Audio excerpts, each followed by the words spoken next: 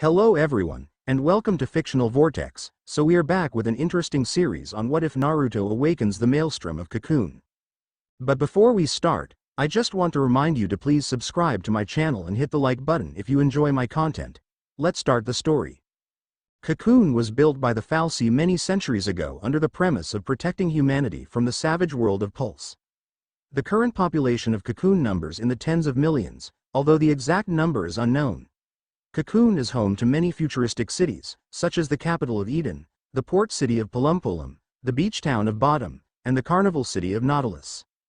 There are expansive highroads located in the Hanging Edge, the exotic nature reserve of the Sunlith Waterscape, and ruined city of Brescia located on the outer rim of Cocoon, but due to the fall of the Fal'Cie Anima, the lake near Brescia is crystallized. 5 centuries later, a great war between Cocoon and Grand Pulse was waged called the War of Transgression. Little is known about the war, but it is responsible for the large crack in Cocoon's outer shell which exposes its interior.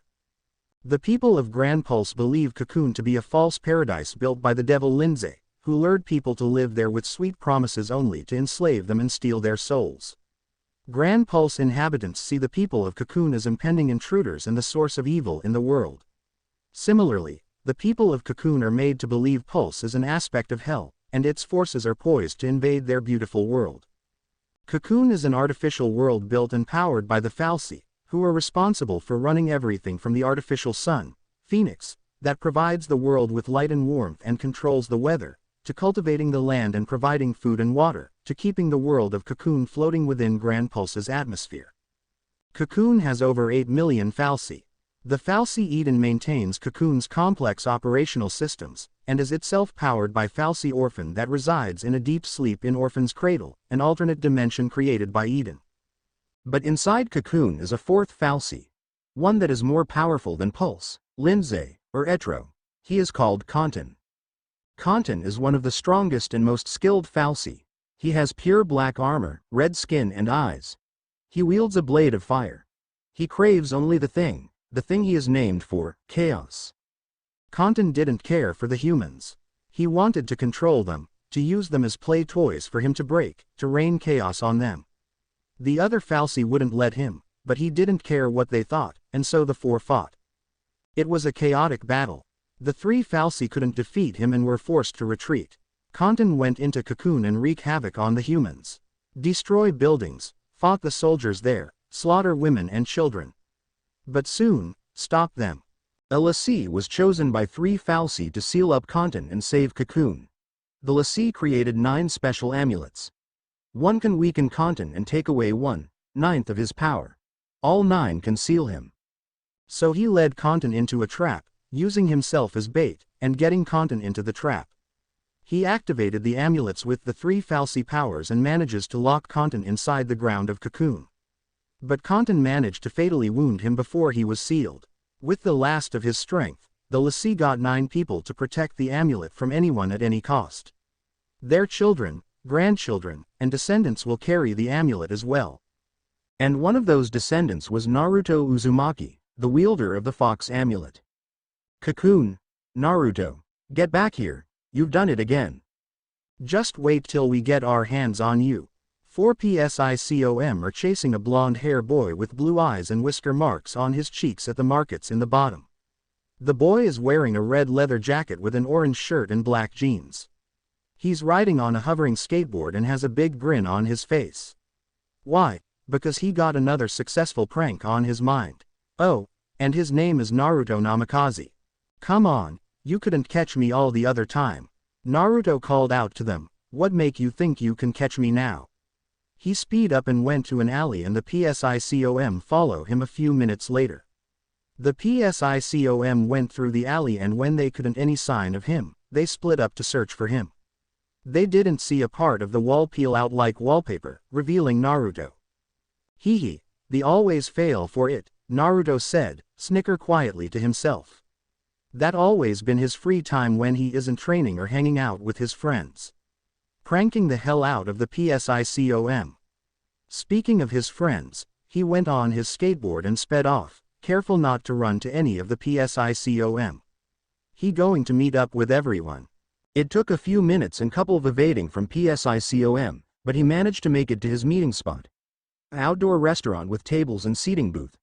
There he saw all of his friends. He saw Snow in one of the table, with his arm around Sarah, who is sitting right beside. At another table is Lightning, who is giving Snow a glare that could scare a bear. The group, Nora, is at the seating booths. Everyone is chatting with one another. "Hey guys, I'm here," Naruto called out, getting off his board.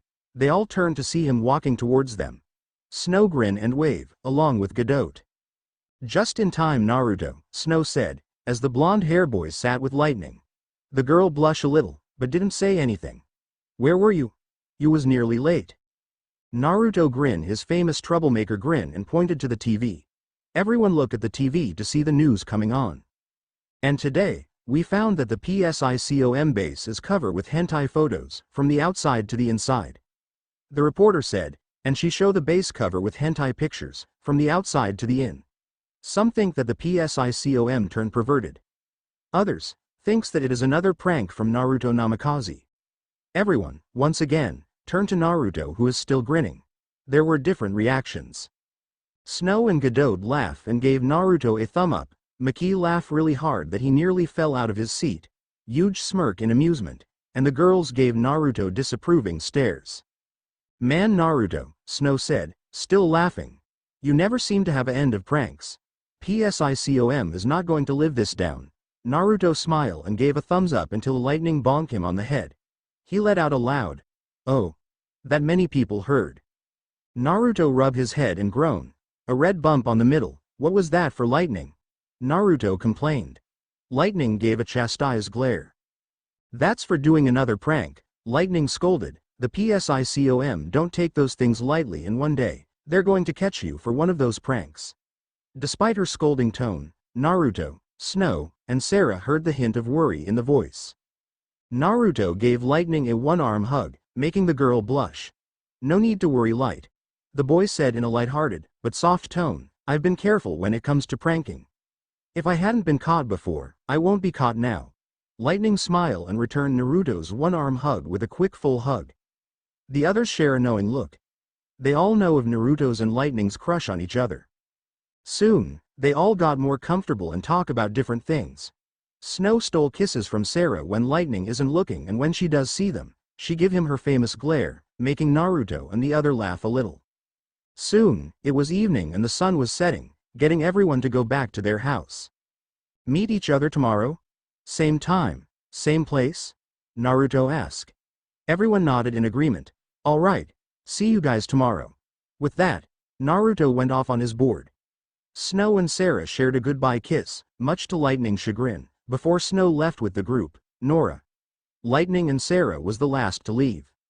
"So when are you going to admit you have a crush on Naruto?" Sarah asked. Lightning blushed and glared at her, making her giggle. It real fun seeing her sister being in denial. "I don't have a crush on him," Lightning exclaimed, which only made Sarah giggle more. "Why do you always think I have a crush on him, Sarah?"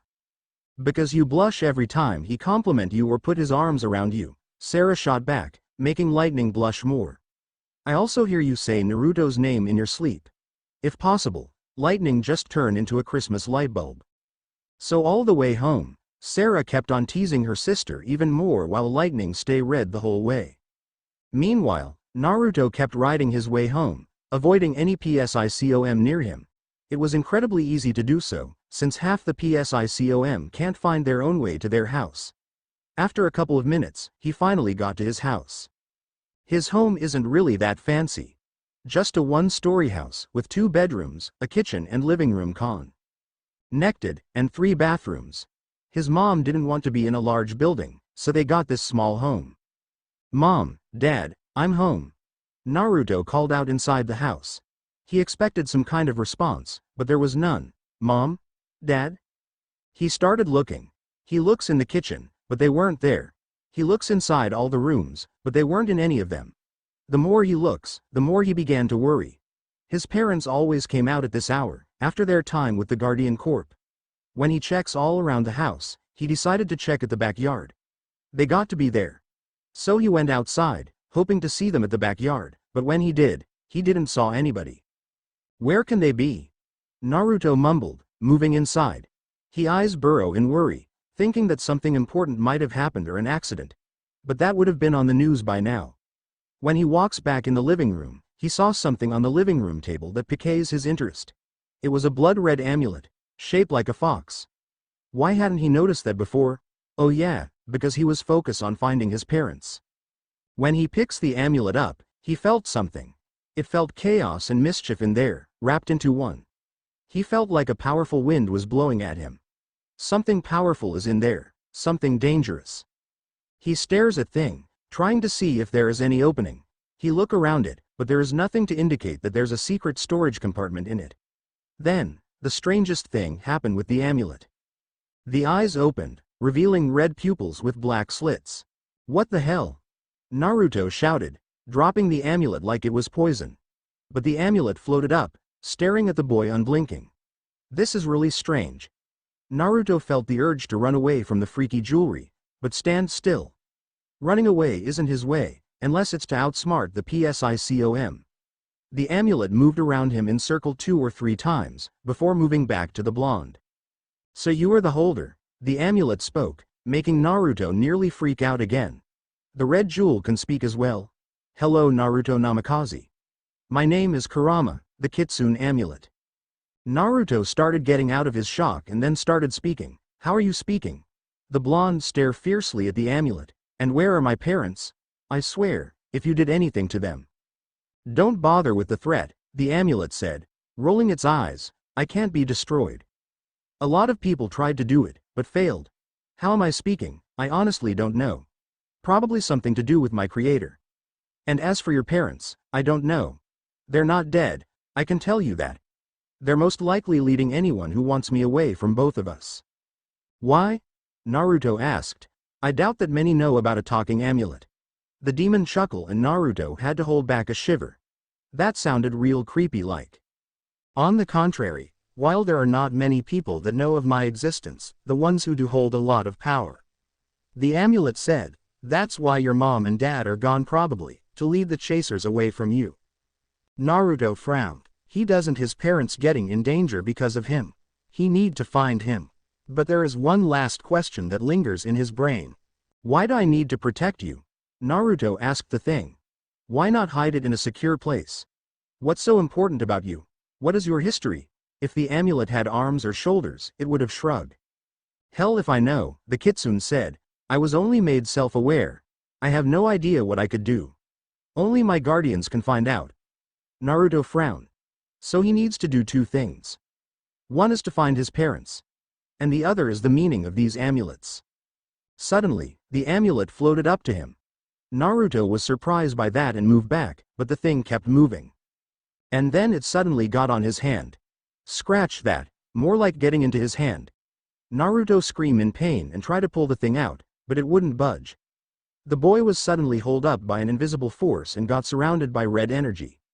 Naruto screamed even more, feeling the pain. His nails started turning into claws. His birthmarks started turning into actual whiskers. His eyes turned blood-slit red and 9 tails sprouted behind him. And an LC symbol sprouted on his arm. The red energy began to fade away and Naruto got on his hands and knees, breathing heavily. He looked at his to see a LC mark on his arm. 9 orange tails are sprouted around it. When he got up, he saw a case on the floor. How do things keep appearing in his house? Still, he went to case and cautiously opened it. And when he did, his eyes glowed with awe. In there are 2 unique swords. One is a pure white sword, with a yellow tip on it, and a white heart jewel and green feathers on the hilt. The other is a pure black sword, with a purple jewel and bat wings on the hilt. They are called Oathkeeper and Oblivion. The last one to use it was your mother. Naruto was startled when he heard a voice in his head. Kurama. Is that you? Naruto said in his head. He can already see that Kurama is talking in his head, so he didn't need to talk out loud. Yeah, it's me. The amulet said, glad to see you figure out that I'm talking in your head. No people will look at you like you're a crazy man. So what's our first order of business? Naruto eyes hardened, knowing exactly what he going to do. We're going to find my parents, Naruto told the fox with determination, and also find out why you are made and what you can do. Naruto then pulled out his sword and strapped them on his belt. He gathered supplies he need for the road and took out some paper and a pen. He hastily wrote down a note and put it on the table, for his friends. Snow, Lightning, and Sarah can get to it. As Naruto walked down the door, he hesitated a bit. Shouldn't he tell Lightning and the others that he's leaving? It seems a bit cold to just leave them, without saying goodbye. But then he shook his head. No, he can't. They would only try to convince him not to, or worse, join them. He can't let them do that. He can't let them risk their lives for him. So he left, on a journey to find his parents and find the meaning to this amulet. The next day, Lightning, Sarah, and Snow are walking to the Namikaze house. While walking, Snow and Lightning are having an argument while Sarah is caught in the middle of it. I'm telling you something is wrong, Lightning said, growling at Snow. Naruto always meet up with us in the morning every time. And I'm telling you that there's nothing to worry about, Snow argued with Lightning. Naruto is probably sick or something. Nothing would have happened to him, especially with Kushina and Minato protecting him. Naruto never had gotten sick. Lightning pointed out, and even if he did, Kushina or Minato would have called and told us. And don't say he was grounded either, they would have called us for that as well. Snow was about to argue more, but Sarah had enough and stepped between the two of them. Guys, enough, Sarah said sternly, we don't have time to argue. Let's just see if anything happened to Naruto, that's our concern right now. Lightning and Snow immediately stopped, a little surprised by how stern Sarah sounded. But she got a point. Naruto is their main concern right now. The three of them got to the door, with Snow the one knocking it. Hey Naruto, are you there? Snow called out, knocking on the door. Kushina? Minato? Hey, anybody in here? Are you asleep or something? And still nothing. Okay, move. Lightning said, moving Snow out of the way. She ignores the, hey, from him and opens the door. I knew it was unlocked. Snow said weakly, scratching his head sheepishly. I just wanted to be polite. Lightning gave Snow a look that says, Sewer, before rolling her eyes and entering in the house. Snow and Sarah enter in after her, ignoring the fact that they are breaking and entering. Naruto. Lightning called out, receiving. If this is a prank, this is not funny. Snow and Sarah begin helping and calling out for Naruto as well, with the only thing answering them being silence. Lightning and Snow went to check on the kitchen first, while Sarah went into the living room to look for him. As she is calling out his name, she spotted a note on the table. And she recognizes the handwriting as Naruto's. Guys, there's a note. Sarah called out to Lightning and Snow. It's from Naruto. The two of them rushed to the living room while Sarah started reading. When she started reading, she gasped and put her free hand over her mouth, getting the attention of Lightning and Snow. As she kept reading, tears brimmed in her eyes. When she finished, she could barely hold back her tears and gave Snow the note, ignoring the worry looks her boyfriend and sister is giving her. As Snow kept reading, Lightning is trying to see why Sarah is crying. Sarah, what's the matter? Lightning said, a little bit concerned. What did it say on that note? Sarah tried to talk, but is too choked up to speak. She suddenly a bang and she looked to see an angry Snow, with his fist on the table. And I thought I was the idiot. Snow mumbled in anger, rubbing his hair in frustration. Lightning took the note from Snow's hand and read to see what got the two so distresses, fearing the worst. As she reads, her hand tightens more and her eyes started to get glossy. Dear Sarah, Snow, and Light, I'm sorry about this, but I'm gone from bottom. Sorry for not telling you or when to say goodbye to you all, but I know you would want the reason why I left and I couldn't risk you guys persuading me to stay or trying to join me. When I got home yesterday, my parents weren't here. I found out that they went somewhere to lead a group of people away from me. They gave me something that those people want to keep me, as well as the object, safe. After I found out, I left Cocoon to find my parents and why this object is so important. Again, I'm sorry I didn't tell you, but I couldn't risk you guys trying to follow me. I don't want you guys risking your lives for me. Don't worry though, I'm sure we'll meet up again. Believe it. Naruto, the Maelstrom of Cocoon. As Lightning finished reading, tears started pouring down her eyes. Her fist tightens onto the paper, until it was ripped in half. Why did that idiot have to go out alone? Did he think that his departure wouldn't affect them at all? Damn it, Naruto.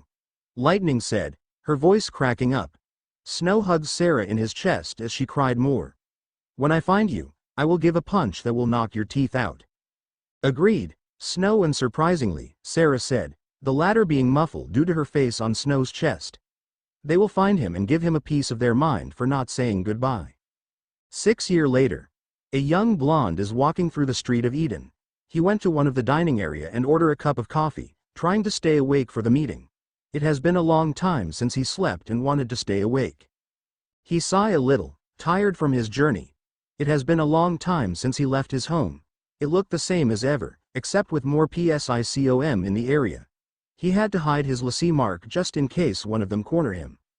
He is wearing a black jacket with an orange swirl on his back, a long-sleeve red shirt, black boots, and black jeans. He has tan skin, showing that he go outside a lot. He has bright blue eyes that can entrance many people by looking at them. His blonde hair is short and spiky, and unique whisker marks on his cheek. Glad to see you arrive, Naruto. Someone said from behind him. The man, now revealed as Naruto Namikaze, look at the person behind with his coffee in hand. The person behind him is male, with short spiky red hair, fair skin, pale blue-green eyes, and a tattoo on the left side of his forehead that says, Love, in kanji. The man is wearing a sand-color suit and has an emotionless look on his face. Naruto nodded and smiles at the red-headed man. Good to see you, Gaara. Have a seat and order something to drink. Gaara nodded and sat down at the other end. After getting tea from a blushing waitress, who was ogling both Naruto and Gaara, they started talking. Have you found anything out about these amulets, Gaara? Naruto asked, after taking a sip of his coffee. The two of them began searching for any information about these amulets. Where are they from, how they are made, why they are made, etc. The two of them met each other by chance. The both of them were looking for more information about the amulets, and the information they had ended up with them meeting each other. Naruto met other amulet holders, though he would do without Killer Bee ever again. He's still trying to get that horrible wrapping out of his head. Gaara nodded. I found out a little, but not much. It seems that these amulets are keys. They were made by someone long ago and were given by our ancestors to protect them. Naruto was a bit surprised about that, considering these amulets are very powerful. He wondered what those keys are for if they hold that much power. What do they unlock then? Naruto said, leaning forward a little with his arms on the table. What is locked up and where? Gaara frowned a little. I heard some things, but it's only a rumor. Gaara said as his eyebrows furrowed. It is said that, in the bottom of Cocoon, there is a fourth fal'Cie. One that is more powerful than the three main ones. It is said that it was locked up due to its chaotic nature. It hunger for chaos, for violence. Not even the Pulse, Lindsay, and Etro combined can defeat the monstrous fal'Cie. Naruto sighed and ruffled his spiky hair. Great. A fal'Cie that is more powerful than three of the main ones. And they have the key that opens it. And there are people chasing after the things. Tell me this doesn't get any worse. Naruto pleaded. He knew that it was a stretch, but he hoped that Lady Luck will help him. Unfortunately, Lady Luck seems to ignore him when he tries to get away from danger. It gets worse. Gaara said, getting Naruto to droop his head. I found out that the people that are looking for these amulets are called the Akatsuki. Each one of them is extremely dangerous and very skilled. Their leader has one goal in mind. Open the cage that holds the fal'Cie and gain that power. Naruto groaned. Someone up there loves to mess with him, he just them. Naruto looked at Gaara dryly. Any other news you want to drop on me? He took a sip of his coffee, trying to get the rising headache. Unfortunately, the coffee will be right out of his mouth at the next news. I found that there is a purge in Cocoon. Gaara said, getting Naruto to promptly spit the coffee right out. The PSICOM are capturing anyone that they even suspects to be a lassie. What? Naruto shouted, nearly getting out of his seat. And you decided to give me this news, now? Gaara was unaffected by the outburst he gave and merely shrugged. I knew that you disregard my other information the moment you knew that your friends may be in danger. Gaara said simply. Naruto bit back a cry of frustration. Like it or not, it is true. Well, not that we have the information we need for these amulets, we need to check if they are all right. Naruto said, quickly paying the waitress, along with a big tip that made her cry in pure joy. After that, Naruto quickly cleaned up the spit mess he made and quickly went to get his friends. Gaara chuckled a little. He will join Naruto soon, after he finishes his tea. The hanging edge, Naruto is in on top of the train that is going to the hanging edge zone, otherwise known as the restricted zone. He would have went inside the train, but something told that it would better if the PSICOM didn't know he was here. He's wearing a red battle suit, with knife pockets on the arms and a mini shield on his wrist. He is also wearing a black cloak over the armor, with a hoodie to hide his face. Before he went to the hanging edge, he first went to bottom to see if his friends are alright. He found out that Sarah was turned into a lassie and got captured by the fal'Cie, Anima. He also found out that Lightning, Snow, and Nora went to rescue Sarah and that some of people of Bottom, along with other cities, got captured and was going to be exiled to Pulse. But he suspects that exiled means executions and the thought made his blood boil. So Naruto got on top of one of the trains and waited to get to the hanging edge zone. He got two objectives in mind: help the civilians and find his friends.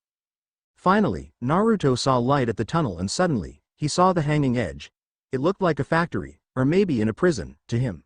With all the railroads, the tall buildings, and the machines patrolling the area. But he also that it's in chaos, with guns blazing, explosions all around, and PSICOM and civilians fighting one another. Naruto smirk. Look like a rebellion is at hand. Well, the PSICOM should better watch out, cause Naruto Uzumaki has returned and will rain chaos down upon them.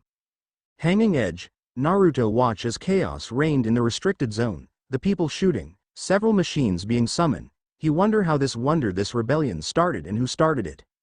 He open out his senses to see where his friends are, increasing his smell, a power he gained from Kurama after becoming a lassie.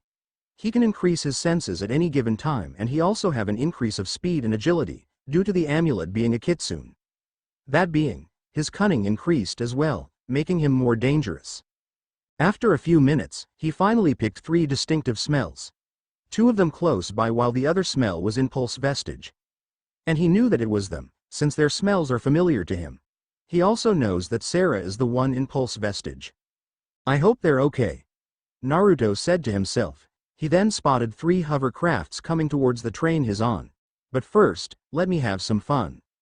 Naruto ran towards the hovercraft in the middle and when it started shooting, Naruto jumped up to the high ground and landed on the window. Hello. Naruto responded cheerfully to the soldier inside, before breaking the window and throwing the soldier out, and goodbye. He finished, hearing the man scream. He then forced the hovercraft to crash on the other hand and jumped before it made impact. He landed on one of the landing zones and saw the last hovercraft coming towards him. Naruto unsheathed Oblivion and spun it around before swinging it towards the engines of the hovercraft like a boomerang. The sword got lodged in the engines, making the hovercraft go haywire and crash 10 feet away from Naruto. The blonde walked towards the wreckage and picked up Oblivion, which landed near what left of the engines. Naruto was about to sheath the sword when he saw 6 PSICOM soldiers running towards him, guns at the ready. Hey! Naruto grinned, pulling his other sword, Oathkeeper. You soldiers are just gluttons for punishment. The PSICOM didn't respond, merely pointing their weapons at him. Put down your weapons and surrender. The leader of the squad commanded, making Naruto scoff. And let you kill me while I have my guard down? No thank. Naruto responded to them. If you want to kill me, you will have to work for it. Have it your way then. Fire. The leader commanded and all of them unloaded on Naruto. Naruto run towards them and dodge all of the bullets coming towards. He moved, ducked, and jumped from all the bullets until he got close to the PSICOM. The first one he sliced the gun before stabbing him in the stomach. He ducked under a rifle shot and did a roll before stabbing the one who attempted to shot him. One took out a knife and attempted to stab him, only for Naruto to move to the side and stab him through the back. The last 3 got together and started shooting off bullets after bulleting. Instead of dodging this time, Naruto threw a disc in front of him and a shield activated from the disc, deflecting all the bullets being shot. The PSICOM continued shooting, thinking the shield might go down, until all their bullets were gone. Naruto smirked at them, getting them unnerved. Now it's my turn. He held his hand, elbows back, and when the shield deactivated, he thrust hand forward. Instantly, a powerful gust of wind came through and threw them off the floor and into the abyss. That was a bit too quick. Naruto commented, kinda disappointed at their skills. Looked like PSICOM didn't improve in fighting. But then he remembered the chaos around him and grinned. But I'll have plenty of entertainment. Another side of the hanging edge, the PSICOM are being overwhelmed by the resistance. The civilians are pushing them back, with the group Nora leading the charge. The PSICOM are out in the open while the civilians are using the rubble as cover. One of the Nora members, Gaiden, got in the front and started unloading on the soldiers, forcing them to retreat. You see, the group Nora are the ones leading the resistance. The 5 of them grew up from the 6 years after Naruto disappeared, though most of them didn't grow up mentally. When Sarah got captured by the Falsi, they went to the hanging edge to get her. During their fight against the PSICOM, they managed to rescue some of the civilians. Because of that, most of them joined them to fight against PSICOM. Now, they are pushing them back. Snow and a woman who joined him, Nora, moved the front and crouched in some of the rubble. Snow grinned as he saw the PSICOM being pushed back. But that grin died down when he saw an aircraft coming this way. Before Snow could tell anyone to get back, the aircraft started shooting down bullets on the resistance, forcing them to crouch behind cover and those that didn't got killed. Snow, we got trouble, no kidding, was his reply to Godot's statements. He looked around before spotting a bazooka on the ground. But in order to get it, he will have to be out in the open. But as Naruto always say, there's always a risk in everything to do, and what's life without risk? Stay down, Snow told the woman before towards the bazooka. The aircraft started shooting at him, but luckily for him, they missed. When he got close enough, he dived for the bazooka, but instead of getting it, he missed by a few feet. Snow looked at the armada up in the sky and saw preparing its cannon. Shit, he's going to die. When it started powering up, he closed his eye and prepared for the blast that is going to kill him. Well, until he heard an explosion and saw the thing going down. He looked up in surprise as the thing went down and looked behind him to see the woman with the bazooka in hand. She looked at him with a smirk. Told ya didn't I? She said, holding out her hand to help him up. Moms are tough. She grabbed Snow's hand and pulled him up with some difficulty, since the guy is nearly twice her size. Meanwhile, the resistance are in relief, glad that it's over for now. But that relief was soon gone with the aircraft shot at them, blowing up the bridge they're on and knocking down everyone. With Naruto, as Naruto finished cutting down the last soldier that faced him, he heard an explosion nearby. He turned to where the explosion was at and saw several people falling down the broken bridge, getting him wide eyes and his hero complex screeching at him to save them all. Fuck! Naruto cursed before turning on his gravitational boots he got from his travels and jumping to another bridge near the broken one. As the civilians were screaming, Naruto created a gust of wind that got them to stop. The civilians stopped screaming when they saw themselves floating. Naruto is breathing heavily, trying to hold the wind. He looked around the place to see if he can put them somewhere, but he didn't see anywhere near. Naruto is near panicking, thinking that these people will fall to their doom anywhere, until he saw a pile of sand forming under them, creating a pad for the people to land. Naruto didn't hesitate to drop them onto the sand, knowing that it won't harm him, because he only knows one person that could form something like that with sand. Naruto bent down, putting his hands on his knees and breathing heavily. About time you got here, Gaara. Behind him, the red-haired amulet guardian floated to him, his feet on a sand-formed disc. Gaara stepped out of it and landed beside Naruto. It's looked like I got here on time, Gaara said, observing the civilians, who are shocked that not only they are alive, but that they are on solid floating pile of sand. If I didn't, you probably wouldn't hold them long. Yeah, rub it in, why don't ya? Naruto grumbled at him. Unlike you, the rest of us can't use our elements fully without tiring ourselves. I'm more better with speed and combat, sword or hand. He swore he saw a slight smirk on Gaara's face before coming back into its emotionless state. Before they could talk more, they saw a woman falling off the bridge. Gaara would have formed more sand to catch her, but even he have limits. But Naruto didn't have that problem. Knowing that he can't use his wind element for a bit, he jumped off the cliff, and used his gravitational boots to fly towards her in fast speed. She was halfway to the ground before he catched her. I got you, Naruto said, flying back up to one of the bridges. Once he was at the bridge, he deactivated his boots and landed on the floor. He looked at the woman to see that she was unconscious. He can tell that she isn't dead, merely exhausted. Naruto gently put her down before getting a capsule of pills from his pockets. Here, This should help you wake up. He took out a pill and fed it to her, getting her to chew it subconsciously. Naruto saw the woman slowly open her eyes blinking a little sleepily. Naruto knew that the pill will take effect soon and move his head away. Soon enough, the woman body got up like she was late for her job. Nora looked around at where she was at, a bit bewildered. Didn't she fall to her death? If so, why isn't she dead and how did she survive the fall? You okay, ma'am? Nora turned to the voice to see a young blonde-haired boy, with whiskers on his cheek and light blue eyes. Nora groaned, still feeling the impact of the laser blast. What happened? Last thing I remembered was falling to my death. Which begs the question as to how she was alive. I saw you falling from the broken bridge, Naruto said, pointing to the bridge above them. I turned my gravitational boots on and flew to where you were at to catch you before you hit the ground. Nora looked at the young man, feeling a lot of gratitude for saving her life. Thank you, Nora said softly, hugging the blonde. I'm glad I didn't die. Glad that I didn't leave my son. Naruto was a bit surprised to hear that part, seeing that the mother looked young, but didn't comment. By the way, my name is Naruto, Naruto said, after Nora detached herself from the hug. And may I ask your name? She smiled at name. My name is Nora, she replied. Her smile was changed into a frown of concern, causing Naruto to be concerned for her. What's wrong, Nora? Naruto asked, before it clicked to his mind. You're worried about your son? She nodded her head in reply. Naruto furrowed his eyebrows. He need to find the others as quick as possible, to make sure they're all right. But he can't leave this woman alone. If the PSICOM see her, they would capture and execute her. Maybe worse, if the less disciplined ones capture her. Naruto thought about it for a few more seconds, before coming up with a decision. Do you know where the civilians are at? Perhaps I can get you there. Nora smiled at the offer.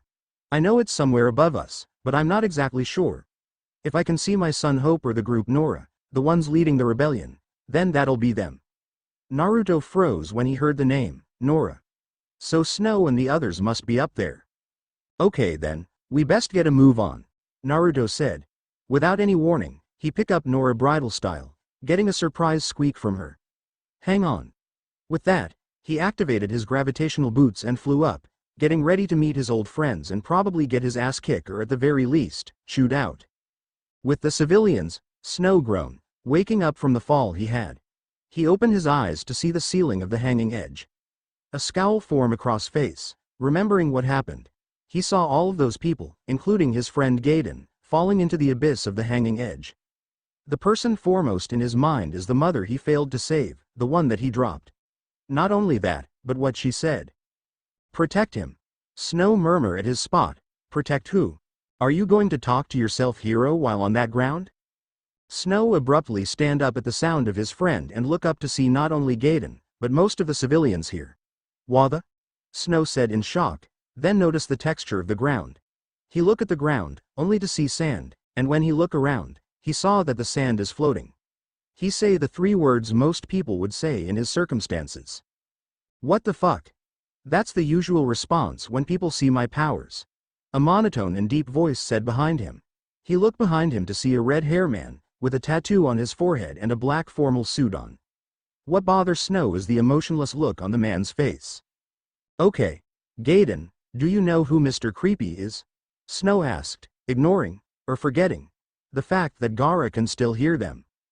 He says that his name is Gaara, Gaiden said, helping Snow up. While we were falling down from the bridge, a friend of his used the wind to have us afloat while he formed this floating sand floor. Godot then turned to Gaara, as he moved the sand to where the other civilians. Speaking of wind, who was doing that? Gaara didn't turn to them, focusing on moving the sand. His name is Naruto Uzumaki. When he said the name, Gaiden and Snow's eyes widened. Did he just say the name of their friend? The blonde-haired troublemaker who disappeared 6 years ago? Naruto? Snow asked in disbelief. Blonde hair, blue eyes, whiskers on his cheeks? Gaara nodded in confirmation, leaving the two stunned. It's been 6 years since Naruto left. The group Nora, along with Lightning and Sarah, have been searching for him ever since that time. They asked people if they saw him, as well as trying to find hints to where he gone, but there wasn't even a hint to where he was at. It was like he completely disappeared from Cocoon. But that didn't stop them. Whenever they have free time, Nora always went looking for Naruto while Lightning used her position in the Guardian Corps to search for Naruto. Even though they always went without a trace, they didn't give up, not even Lightning, who would have usually given up. Now, they hear that Naruto is here and was the one who saved everyone from falling to their deaths. Snow was frozen for a few more minutes until he slowly shook his head and let out a little chuckle. What have you been up to, Naruto? Wind powers. He can imagine Naruto having a field day fighting the Psychom. Finally, we have our first clue. Godot cheered, holding his gun in the air. He ignored the odd looks he's getting. Wait till the others hear this. Wait till sis hear this. Snow said, referring to Lightning. He called her sis now since he is Sarah's fiancé now. I can't wait to see the look on her face. Godot was about to say something, until they spotted the other survivors. Snow grinned, seeing that Lebro, Maki, and Yuge are there and alive. With the civilians, the 3 remaining members of Nora were with the civilians, guns in hands as they watched for any Psychom. Maki, the youngest of the 3, was about to fall asleep from exhaustion. The sleepiness inside him vanished when he, along with the others, saw a giant disk of sand floating towards them. What the? Maki yelled, scrambling back up and aiming his guns toward the thing. Lebro and Yuge aimed their guns as well, until they heard its voice. It's us. Their jaws dropped when they saw Snow and Godot on sand, along with many of the resistance they thought was dead. When Snow and the others got off the sand, once they were low enough, the other 3 got out of their frozen state and run up to Snow. The children that saw their parents ran up to them as well, with only a few of them not joining them, since they can't see any sign of their parents. One of those kids was Hope Estime. He stared at the man who failed to save his mother, Snow, while he was talking to his friend, probably explaining as to why and how he was on a floating disk of sand. That's the one. Hope said to the girl with him, Vinny. The girl moved up to him, to his side. Didn't you have something to say to him? The pink-haired girl asked. Hope nodded. All right then, go. Hope wanted to confront him about his mother's death, he really do, but he suddenly felt nervous about talking to someone. Vinny looked at him, seeing that he's not moving, and saw nervousness on his face. I'll go with you. Vanille offered, startling the boy. What? I'll go with you, Vinny said, grabbing his hand. Hope blushed a little, before getting pulled by her. Come on. She tried pulling him, but he was stubborn and stayed where he was at. Meanwhile, the group was catching up as several families reunite. Maki told him about the airbikes they found in the hanging edge after Snow and Godot told them how they were floating. When they did, they stared at Gaara in shock and gave him some thank you, before talking to Snow and Godot again. Hey guys, I got some more news, Snow said loudly, getting their attention. Gaara here isn't the only one who saved us. It was someone who used the wind to keep us afloat. Their eyes widened at that piece of information. Do you know who is it? Do ya? Maki asked in excitement. First a guy who can control sand, now a guy who can control wind. This rescue is getting more and more exciting. One word had them silenced in shock. Naruto. Lebro, Maki, and Yuge eyes widen in disbelief and their jaws drop. The 3 of them dropped their guns as well. As Vinny was about to call out to them, seeing as Hope isn't going to budge, everyone covered their ears when they heard them yelled. Naruto. Snow smiled at the happy expression on their faces. Yep. He was about to point out that Gaara knows him, only to see that he disappeared. He blinked at that, then shrugged. He must have went to fight more of the Psychom. Finally, Maki cheered, jumping up and down like a little kid. We finally have a hint to where Naruto is at. Yuge cheered a little as well, but didn't jump up and down like his friend here. Snow smirked. Maybe when I go get Sarah, I might meet him there, Snow said, getting onto one of the airbike. If we know Naruto well, then we know he's here to see if we're safe or rescue Sarah. Yep, that does sound like Naruto, Lebro said, remembering some of the times risk his life for others. He helped Nora a lot whenever Psychom nearly catches them. Snow activated the airbike, getting the others to step back a little. See you later guys. When I get back, I'll have my fiancé and my friend here. With that, he took off, not hearing Vinny calling out to him to wait. With Naruto, Naruto is jumping from bridge to bridge in fast pace, with Nora in his arms. Whenever he saw a group of PSICOM, he moved to the bottom of the bridge so he won't be spotted. He can defeat those soldiers easily, but he doesn't want to risk Nora's safety. As he is traveling, he is thinking about his friends. After all these years, he is going to meet up with his friends again. He wonders if they remember him, if they tried to search for him. If they do remember him, he knows that he will get punched, or in Sarah's case, slapped, by them for disappearing. But he wonders if they missed him as much as he missed them, especially Lightning. Even though it's been years that he saw her, he still have feelings for the young woman. Her tough and independent personality, along with how beautiful she looks. Even though she is cold to most people, Naruto can read people really well, and can see the hidden compassion under her cold demeanor. He was there when her parents died and made sure she didn't distance herself from Sarah, knowing that the girl will need her sister. Ever since her parents' death, the two have gotten closer and closer. I see the others, Nora shouted, pointing at the group of civilians above them. Naruto nodded before super jumping at the place and landing of the group. The group Nora would have noticed if they weren't busy arguing. You let two kids drive off? Snow is going to kill us. Who the hell was watching them? Judging by what he's hearing, it seems like two kids ran off. And Godot was being the one blame. Usually, Naruto would watch this in amusement, but time is at the essence. With that in thought, he and Nora walk up to the others. You can go look for your son. Naruto whispered to Nora, seeing her worry look. I'll go talk to them. Nora nodded and immediately went to see where her son is at. The argument was getting more and more heated until Naruto spoke up. Really? You defeated a part of the PSICOM army in here and yet you can't watch over a couple of kids? The four jump in alarm before aiming their guns at him. Who the hell are you? Godot demanded, seeing that there wasn't a mysterious hooded man in the group. The man merely smirked at the question. I'll give you a hint as to who I am, Naruto said, feeling a little playful. My name stands either Fishcake, which I hate to be referred as, or Maelstrom. Lebro's eyes widen, being the first one to figure it out. Naruto? She whispered. Gaiden, Huge, and Miki's eyes widen as well when they heard her, and when he took off the hood, that confirmed their suspicion. Hey guys. Long time no see, Naruto said, waving at them. Before he knew, Huge, Miki, and surprisingly, Lebro, tackled him to the ground. Naruto. The three of them cheered while Godot grinned. Naruto laughed at them and pushed them off so he can get up. He smiled at all four of them. I'm surprised really. I thought I would have gotten hit for the years I've went missing. Oh, don't worry. Snow, Sarah, and Lightning are going to be the ones having the honor. Godot replied with a grin, making Naruto shiver a little. Lightning's and Snow's punches are no joke, since the two of them are the strongest out of all of his friends at bottom. Best be prepared for the pain then, Naruto said. He then noticed Lebro look at him with a bit of a glazed look and he smirked a little. You know, it's rude to stare like that, Lebro. That broke the glazed look on her face and she blushed while the others snicker a little. Naruto smirked a little more, deciding to flirt and tease her. Of course, I feel glad that I'm attracting to you. Or was it the muscles that you felt that made you glaze? Naruto asked, making her blush more.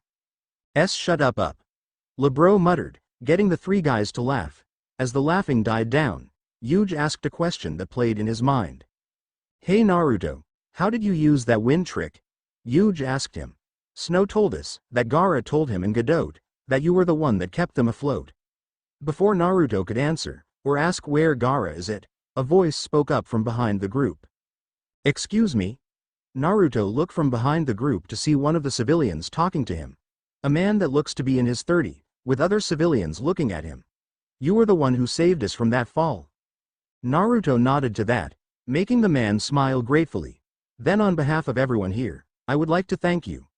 Naruto merely smiled at him, making nearly all of the females seeing the smile, including few of the married ones, blush. You don't have to thank me. I wouldn't hesitate to do it again if I have to, Naruto said.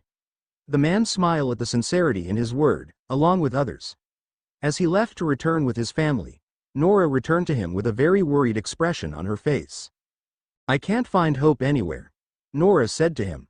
I look all over and ask everyone here if he know where he is, but he's not anywhere. Naruto frowned in concern about, not liking the fact that a child had gone missing. He then took notice of the four Nora member nervous expression. Okay, you four. I know that you know something, Naruto said, pointing them out. What happened here? Their nervous expression grew even more. Is your son a white-haired boy with yellow and orange clothing on? Lebro asked. Nora's reply was a glare, confirming yes, that is her son. Where is my son? Nora asked with a very dangerous edge in her voice. Did she mention that she is very protective of her son? Well, you see about that, Gaiden started out. We may have saw, Lebro continued. Your son on an airbike, Yuge continued. And driving to Pulse Vestige. Maki finished, squeaking out the last part. Nora is silent for a minute. Then, she gave them the most vicious glare that made Yuge and Maki nearly pee in their pants. My son is doing what? She yelled at them, and you didn't stop him? We tried to. Gaiden said with a bit of a whimper.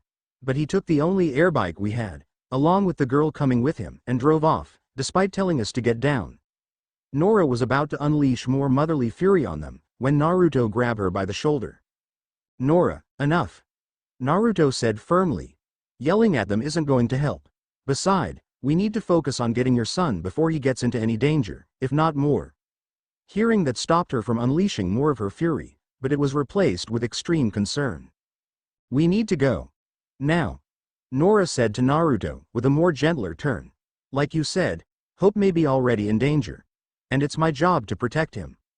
Naruto nodded. Yeah, but you need to stay here. You just woken from a blast from a laser and falling several feet before I catched you half an hour ago. You probably need to rest. Nora only responded with a smirk. She picked up one of the rifles that have been dropped and reloaded it. Don't worry about me. Moms are tough. Now let's go get my son. Naruto was about to argue till he saw the determined look in her eyes. He sighed, knowing that she isn't going to change her mind. Why he tried arguing with the mother when it came to her son, he didn't know the answer. So he crouched down to let Nora get on his back. Hop on then and hang on tight.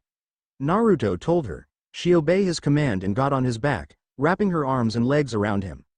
Naruto turned to the others and passed something to Gaiden. This is a homing beacon.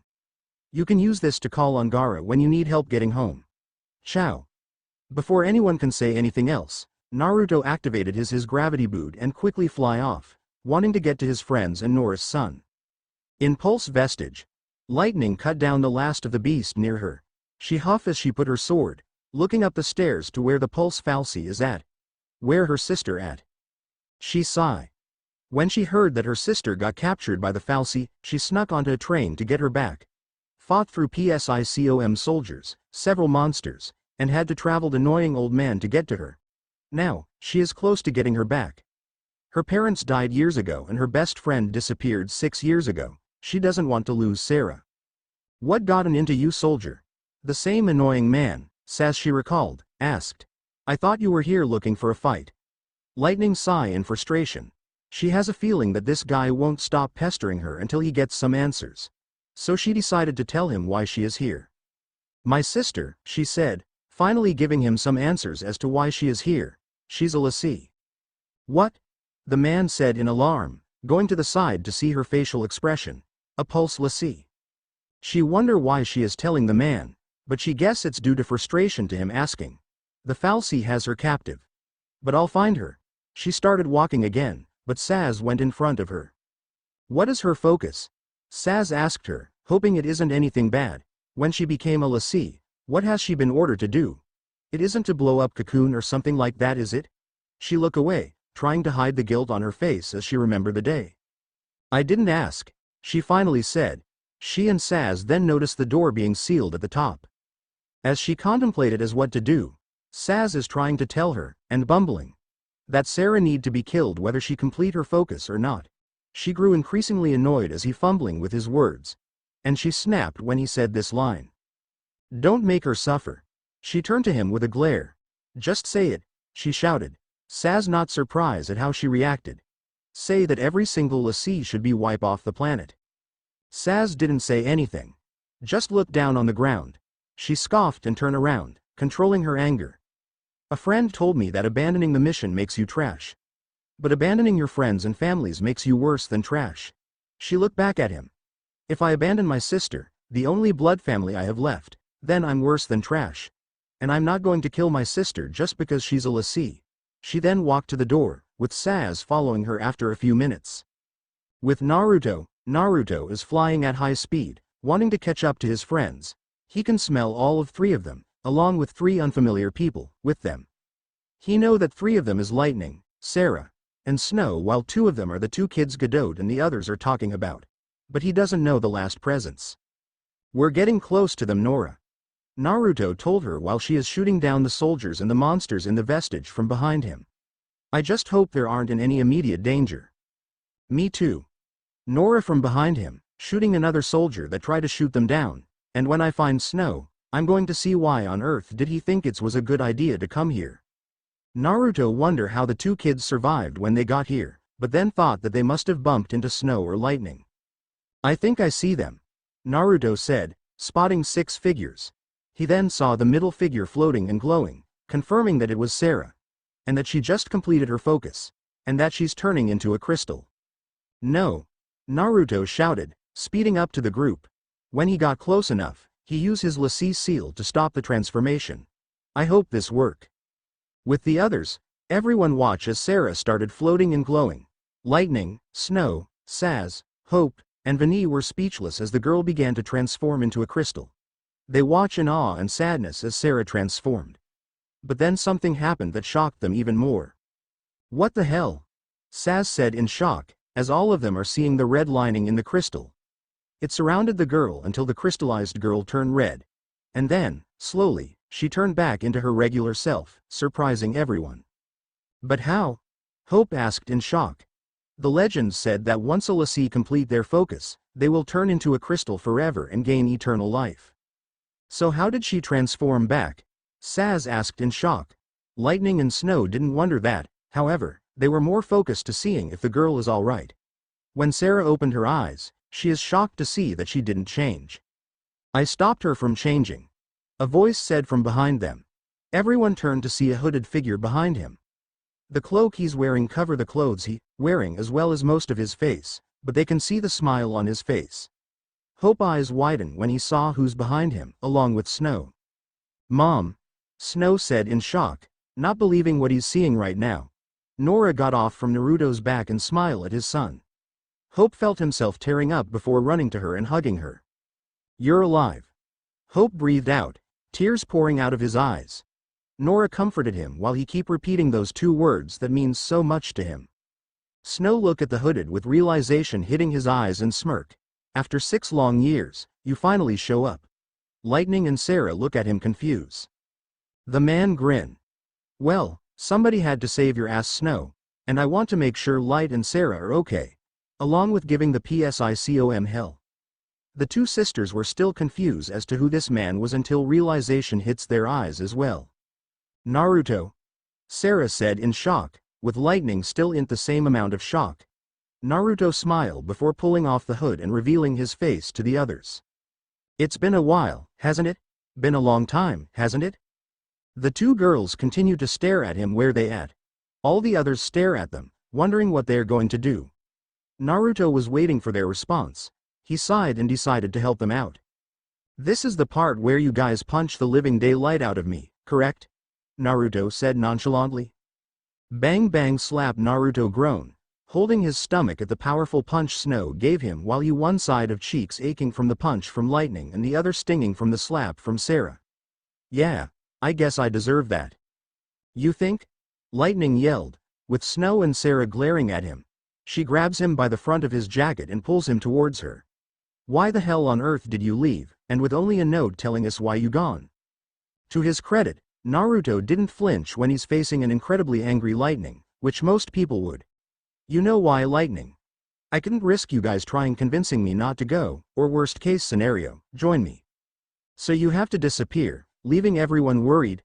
Lightning shouted, tears brimming in her eyes. The others are paying rapt attention to this. Naruto flinch. If there were any other option, I would have picked it, but I couldn't risk it. Trust me. I did not like hurting any of my friends. Lightning. Hearing that, Lightning calmed down and let him go. Before Naruto can get his bearing, Lightning and Sarah hugged him tightly, with him giving his own in return after a few seconds. Glad you're back, Naruto. Sarah whispered, making Naruto smile. After they finish hugging him, Snow gave him a brotherly hug, which he returned. When they finish, Naruto looked around to see three unfamiliar faces. One was an African-American male, with a giant afro and a chocobo on his head. Another was a pink-haired girl with very strange clothing and a smile that could light up a sun. And the last was presumably Nora's son, Hope, considering that the boy is holding on to her, like if he doesn't she would disappear. I believe I have yet to introduce myself to you three, Naruto said, speaking to Vani, Saz, and Hope. My name is Naruto Namikaze. Saz raised his eyebrow at that. So you're one of the missing Namikaze families? Saz asked. You and your family have been missing for 6 years. Where have you been? Naruto merely gave him a cheeky grin. Here and there. Naruto said vaguely, not revealing where he has been to. So, what's your name, old man? Saz gained a tick at the name. The name is Saz, and I'm not that old. Saz grumbled. The chocobo on his head chirped before flying and landing on his hand. This is Chocobo. Vani introduced herself next. My name is Vani. It's a pleasure to meet you. Naruto smiled at the happiness in his tone. It was almost infectious. She then looks at him curiously. How did you stop her from turning into a crystal? She was inferring to Sarah. Naruto smirked when he saw the others look at him, wanting to know the answer to that as well. That's for me to know and you guys to find out. Vani pouted at that. Lightning's eyes twitched at the annoying smirk on his face, and the others looked mildly disappointed. Lightning gave him a mild glare. I see you are still as playful and annoying as ever. While you are the same serious and ill-tempered woman I befriended. Lightning gave him a glare, but it has some playfulness in it, while Naruto grinned at her. The two of them miss this. The usual banter with each other. Excuse me? Naruto turned to the quiet voice beside him and looked to see the boy, Hope, walk over to him. He looks shy to speak to him, but his eyes are filled with gratitude. Thank you for saving my mom. I thought she died. After I saw her, he tried to finish what he was saying, but he started remembering his mother falling, and he was on the verge of tears. Naruto saw this and quickly got on his knee, putting a comforting hand on his shoulder to keep him calm. No worries. I would do it again if it came to that. I'm not one to let people die if I have any say in it. Hope smiled at him before getting to his mother, who was watching the scene with a soft smile. Suddenly, they all heard a rumble and the sanctum started to shake, making the group lose their balance and almost fell on their butts. What's happening? Vani asked in panic. Another rumble came and the sanctum shook once again. All of them are seeing the building starting to crumble. The PSICOM is attacking the sanctum. A voice said from behind. Everyone immediately turned to see Gaara floating towards them. Lightning was about to bring out her sword, but stopped when she heard Naruto speak. Gaara. Naruto shouted in surprise, causing most of the others to look at him. When did you get in here? As soon as I sent your friends back to bottom, along with the rest of the resistance. Gaara said, towards them. Before anyone could ask any questions, Gaara spoke again. Look, there's no time for talk. The PSICOM are going to try to bring the sanctum down, along with Falsi with it. Vani has a shock expression on her face. But aren't they taking back to Pulse? That what the purge was right? More rumbling came, making Hope squat on his knee and cover his ear, like all of this would go away if he did that. Nora quickly bent down to her son and hug him. Saz spoke. All they care about is taking everything from Pulse off Cocoon. Dead or alive, it's all the same. Vani was shell-shocked at that, stepping back a little bit. Naruto saw that expression and was a bit curious. He knows it's probably her innocence that making her shock, but he can't help but think that it's more than that. We can't stay here. They'll kill us, Snow shouted, wrapping his arms around his mom. The shaking continued for a few minutes until it all suddenly stopped. Everyone looked around, confused as to why as it stopped. Then, they turned around when they heard the door opening from behind them. Naruto's eyes hardened, knowing what's inside. This Falsi been ruining lives for too long. They need to be stuff. I'll be right back. Don't wait up for me, he told everyone. Everyone looked at him in confusion, but he continues walking to the entrance. Naruto, where are you going? Sarah asked, walking towards him. Naruto didn't take his eyes off the entrance, but he answered her. He smirked. I'm going to have a small little chat with the fal'Cie about what's it been doing. Everyone looked at him in shock, knowing what he meant. He's going to face the fal'Cie. See? Are you out of your mind, kid? Saz exclaimed. That thing wants to chew us out and spit us out. Don't worry, old man. I'm stronger than I look, Naruto said with the smirk still plastered on his face. He held out his arm, getting gasp shocks from most of the group. Because right on Naruto's arm was the lassie mark he got all those years ago. Naruto, where did you get that mark? Lightning asked, feeling extreme anger at the fal'Cie that turned her best friend into a lassie. Naruto shook his head. I'll explain it to you later, Lightning. Right now, I need to face the lassie. I can tell this though. It's the reason Sarah isn't a crystal right now, but still retain the powers she gains from becoming a lassie. Sarah's eyes widen at that, along with the others, except for Gaara, and she looked at her arm to see that the lassie mark is still there, but faded. Now if you excuse me, I have to kick Anima's ass.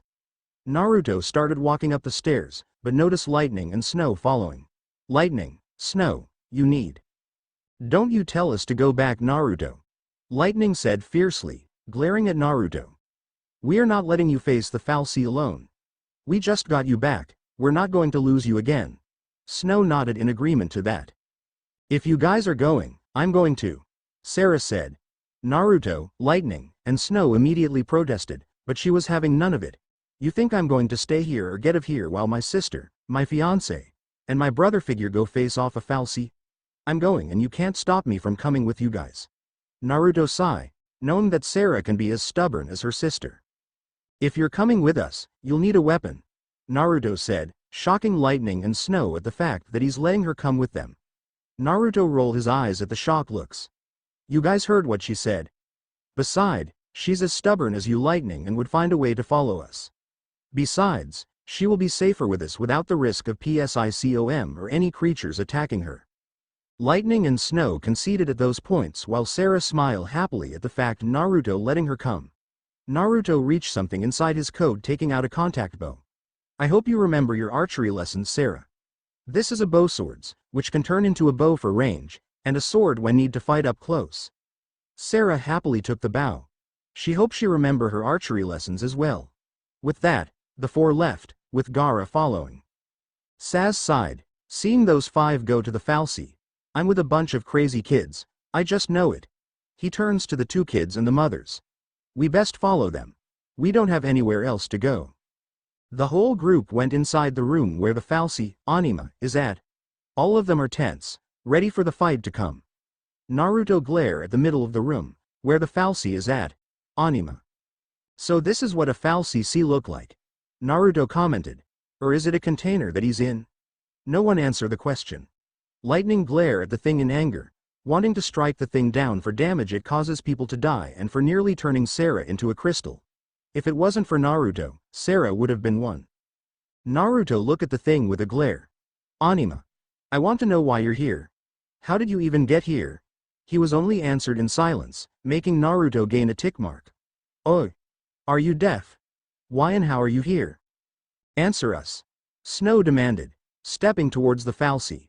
You ruined several lives. We want answers as to why. The others merely watch as Naruto and Snow try to get answers out of the fal'Cie, but it didn't do or say anything, if it can even talk. Finally, Lightning had enough, and took out her sword to fight it. Screw getting answers. Nothing is going to come out of that thing. Lightning then charged at the thing and started hitting the container with her gun sword. Lightning. Sarah cried out, but the soldier ignores the call and kept slashing at that thing. It's this thing's fault that the purge started, clash. It's the people who are dying, clash, and it doesn't give a damn about anything of that. She made one final clash and the force of it forced her to step back to stop from falling. Suddenly, lights started turning on and machines began working from around them. They saw things coming up from the floor, looking suspiciously like hands, making them step back. Finally, the container opened, revealing the fal'Cie that caused this chaos. Anima. Everyone took the step back in shock at the sight of Anima. Hope had a panic attack and quickly ran out of the room, out of his mother's grasp. Hope, you, wait. Nora called out, following her son. Hope continued running, wanting to get out of the room, but then Anima suddenly blocked the exit, making Hope fall flat on his butt when he hit the door, force field. Nora quickly went up to him, with Vinny following the woman. "Come on, now," Saz said, looking at the fal'Cie with some fear. "Are really going to fight that thing?" Naruto took out his sword, Oathkeeper and Oblivion. "Well, the entrance is already blocking, so we don't really have much of a choice. Besides, I came in here to get answers and destroy this thing, and I'm going to complete the ladder of that goal." Lightning changed her sword into a gun and pointed at the fal'Cie. Snow brought his fist up. Sarah grabbed an arrow and pointed it at the fal'Cie, and Gaara had the sand from his amulet form around him. Saz sighed, thinking of his son. One of the people who turned into an lassie. "I'm in," he finally said, pulling out his guns. "As long you don't mind an amateur. Got these guns, might as well use them." "Thanks," Lightning said, not taking her eyes off the fal'Cie. "All 6 of them are ready for the fight of their lives." Suddenly, one of the hands summoned from the floor launched at them, forcing them to scatter. Naruto ran at the hands and tried to climb up to where the cables were holding it, but he got knocked off from those hands. Sarah, Lightning, and Gaara tried to shoot at the face, but the arms were blocking it. Both Naruto and Snow charged at the face, but had to step back when those hands tried to smash them. Naruto gritted his teeth. Those hands are protecting Anima too well, and he can't get on them to destroy the cables holding it without getting shaken off. That's when the idea formed in his mind. Maybe if we can stop it from moving. He looks at Gaara, silently communicating his plan. When the man nodded, Naruto did his roll and sent a little wind at the arm to gain its attention. Immediately, it moved up and went to smash him, only for Naruto to dodge. "Grab him!" Naruto shouted, and Gaara quickly surrounded it with sand. The mechanical arm tries to get out of the sand trap, but Gaara wasn't budging. He saw the other one comes at him and he quickly dodged before surrounding it with the same trap. "Lightning, Snow, get the left arm. I'll get the right. Saz, Sarah, Gaara. When those arms are destroyed, I want you to focus the bullets, arrows, and sand on Anima." Naruto commanded, and everyone nodded. Lightning and Snow quickly climbed up with the arm and started smashing and slicing through the cable until it was down. Naruto, with the speed of lightning, sliced around the cable several times before it was severed. When Gaara let go of the arms, they fell on the ground. "Now!" Naruto shouted, and the 3 ranged fighters quickly fire off their weapons. Saz was shooting rapidly from both guns, Sarah was using arrow after arrow, and Gaara was sending out several sand bullets, with the fal'Cie taking the onslaught. "Keep going!" Naruto shouted. He decided to join them and thicken up the wind around them until it was sharp as metal. Naruto sounded several gusts of wind that was like a knife, while Lightning changed her sword into a gun and started shooting with them. As they thought they were winning, it suddenly formed 2 new arms, but instead of trying to crush them, it was pointed at them like cannon. And they realized it was cannons when they started to charge up, making their eyes widen. "Shit!" Naruto shouted in panic. "Everyone get down! Gaara, shield us!" As the cannons blasted, Gaara quickly formed a shield to shield them. "It'll hold, but not for long if it's keep going," Gaara said as another blast shook the shield. Naruto had a determined gleam on his eyes, slowly standing to the center. "Gaara, open up the shield when I tell you to. I'm going to finish this fal'Cie once and for all," Naruto said to him. Gaara nodded and prepared himself to open up. "Are you out of your mind?" Saz said, as another blast hit the sand wall. "You're going to make yourself an open target the minute that shield goes down." "He's right, Naruto. What on earth are planning that would make you take such a risk?" Lightning questioned, concerned for her friend. Naruto gave them a smirk that reminded them of a fox. A kitsune, to be more exact. "Don't worry. I got something that'll help," Naruto said confidently. When he turned around, he closed his eyes and slowly formed an electric ball in his hand. While Gaara is slowly weakening in the onslaught, Naruto had his ball grow bigger and bigger until it was the size of a soccer ball. Everyone is looking in awe as Naruto formed the ball of lightning. Finally, he opened his eyes. Now, Gaara quickly let the sand wall down in exhaustion while cannons fired directly at Naruto. Naruto thrust his ball of lightning, obliterating the other shots and hitting directly at Anima. When the ball hit, the fal'Cie was encased in lightning and started shaking in pain. Naruto grinned. Perfect shot. But that grin quickly disappeared when he, Gaara, Sarah, and Nora were quickly pushed out of the room. Before they could do anything, the force field quickly activated again. Hope! Nora shouted while Sarah shouted, lightning! Snow! The two of them ran to the door and trying to get through, but with no luck. Naruto was right behind them, and they tried breaking through the shield and door using their weapons and bare hands while the room was encased in light. Forget it. You won't be able to open it. Gaara said to them. The Fal'Cie is dying, I'm sure of that, but he's going to make one last charade now. All we can do now is wait and hope they come out alive.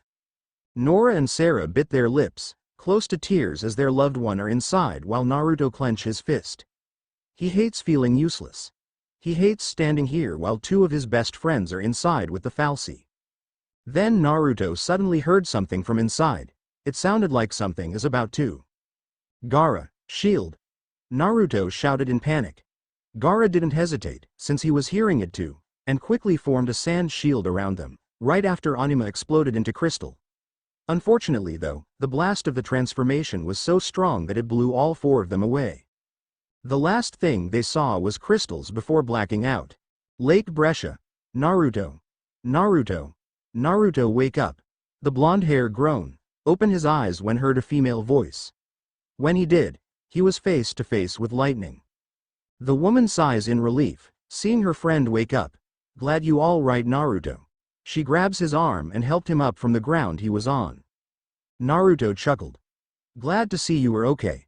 Now, he looked around to see not only the others with them, but also that they are standing on crystal. Where the hell is we? Lake Brescia. Saz answered for him. He's looking up towards the sky. I guess we fell from up here, and the lake turned to crystal. Naruto blinked in bewilderment. Did Anima do this? How in the world did the lake end up crystallized and us ending up on top of it? Naruto heard the man groan.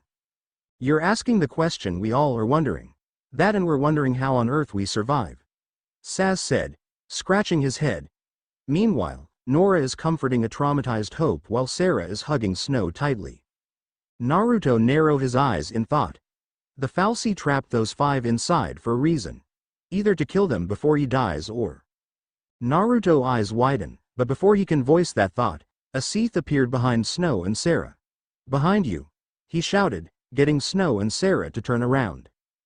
Get behind me! Snow exclaimed when he saw one of them raise its arms up.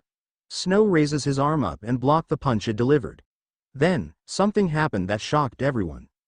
Snow's arms started glowing blue, and when he pushed it away, it was blasted away with that blue energy. Snow stared at his arm in shock while the glowing died down. What did I just do? You use magic. Hope said in shock. You use the power of an l'Cie. We're all l'Cie.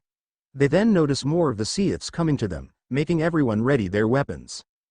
Naruto pulled out his sword, Lightning her gun sword, Saz his pistols, Snow held up his fist, Sarah pulled out her bow, Hope his boomerang, Vani her binding rods, Gaara the sand, and Nora her rifle which she somehow kept with her.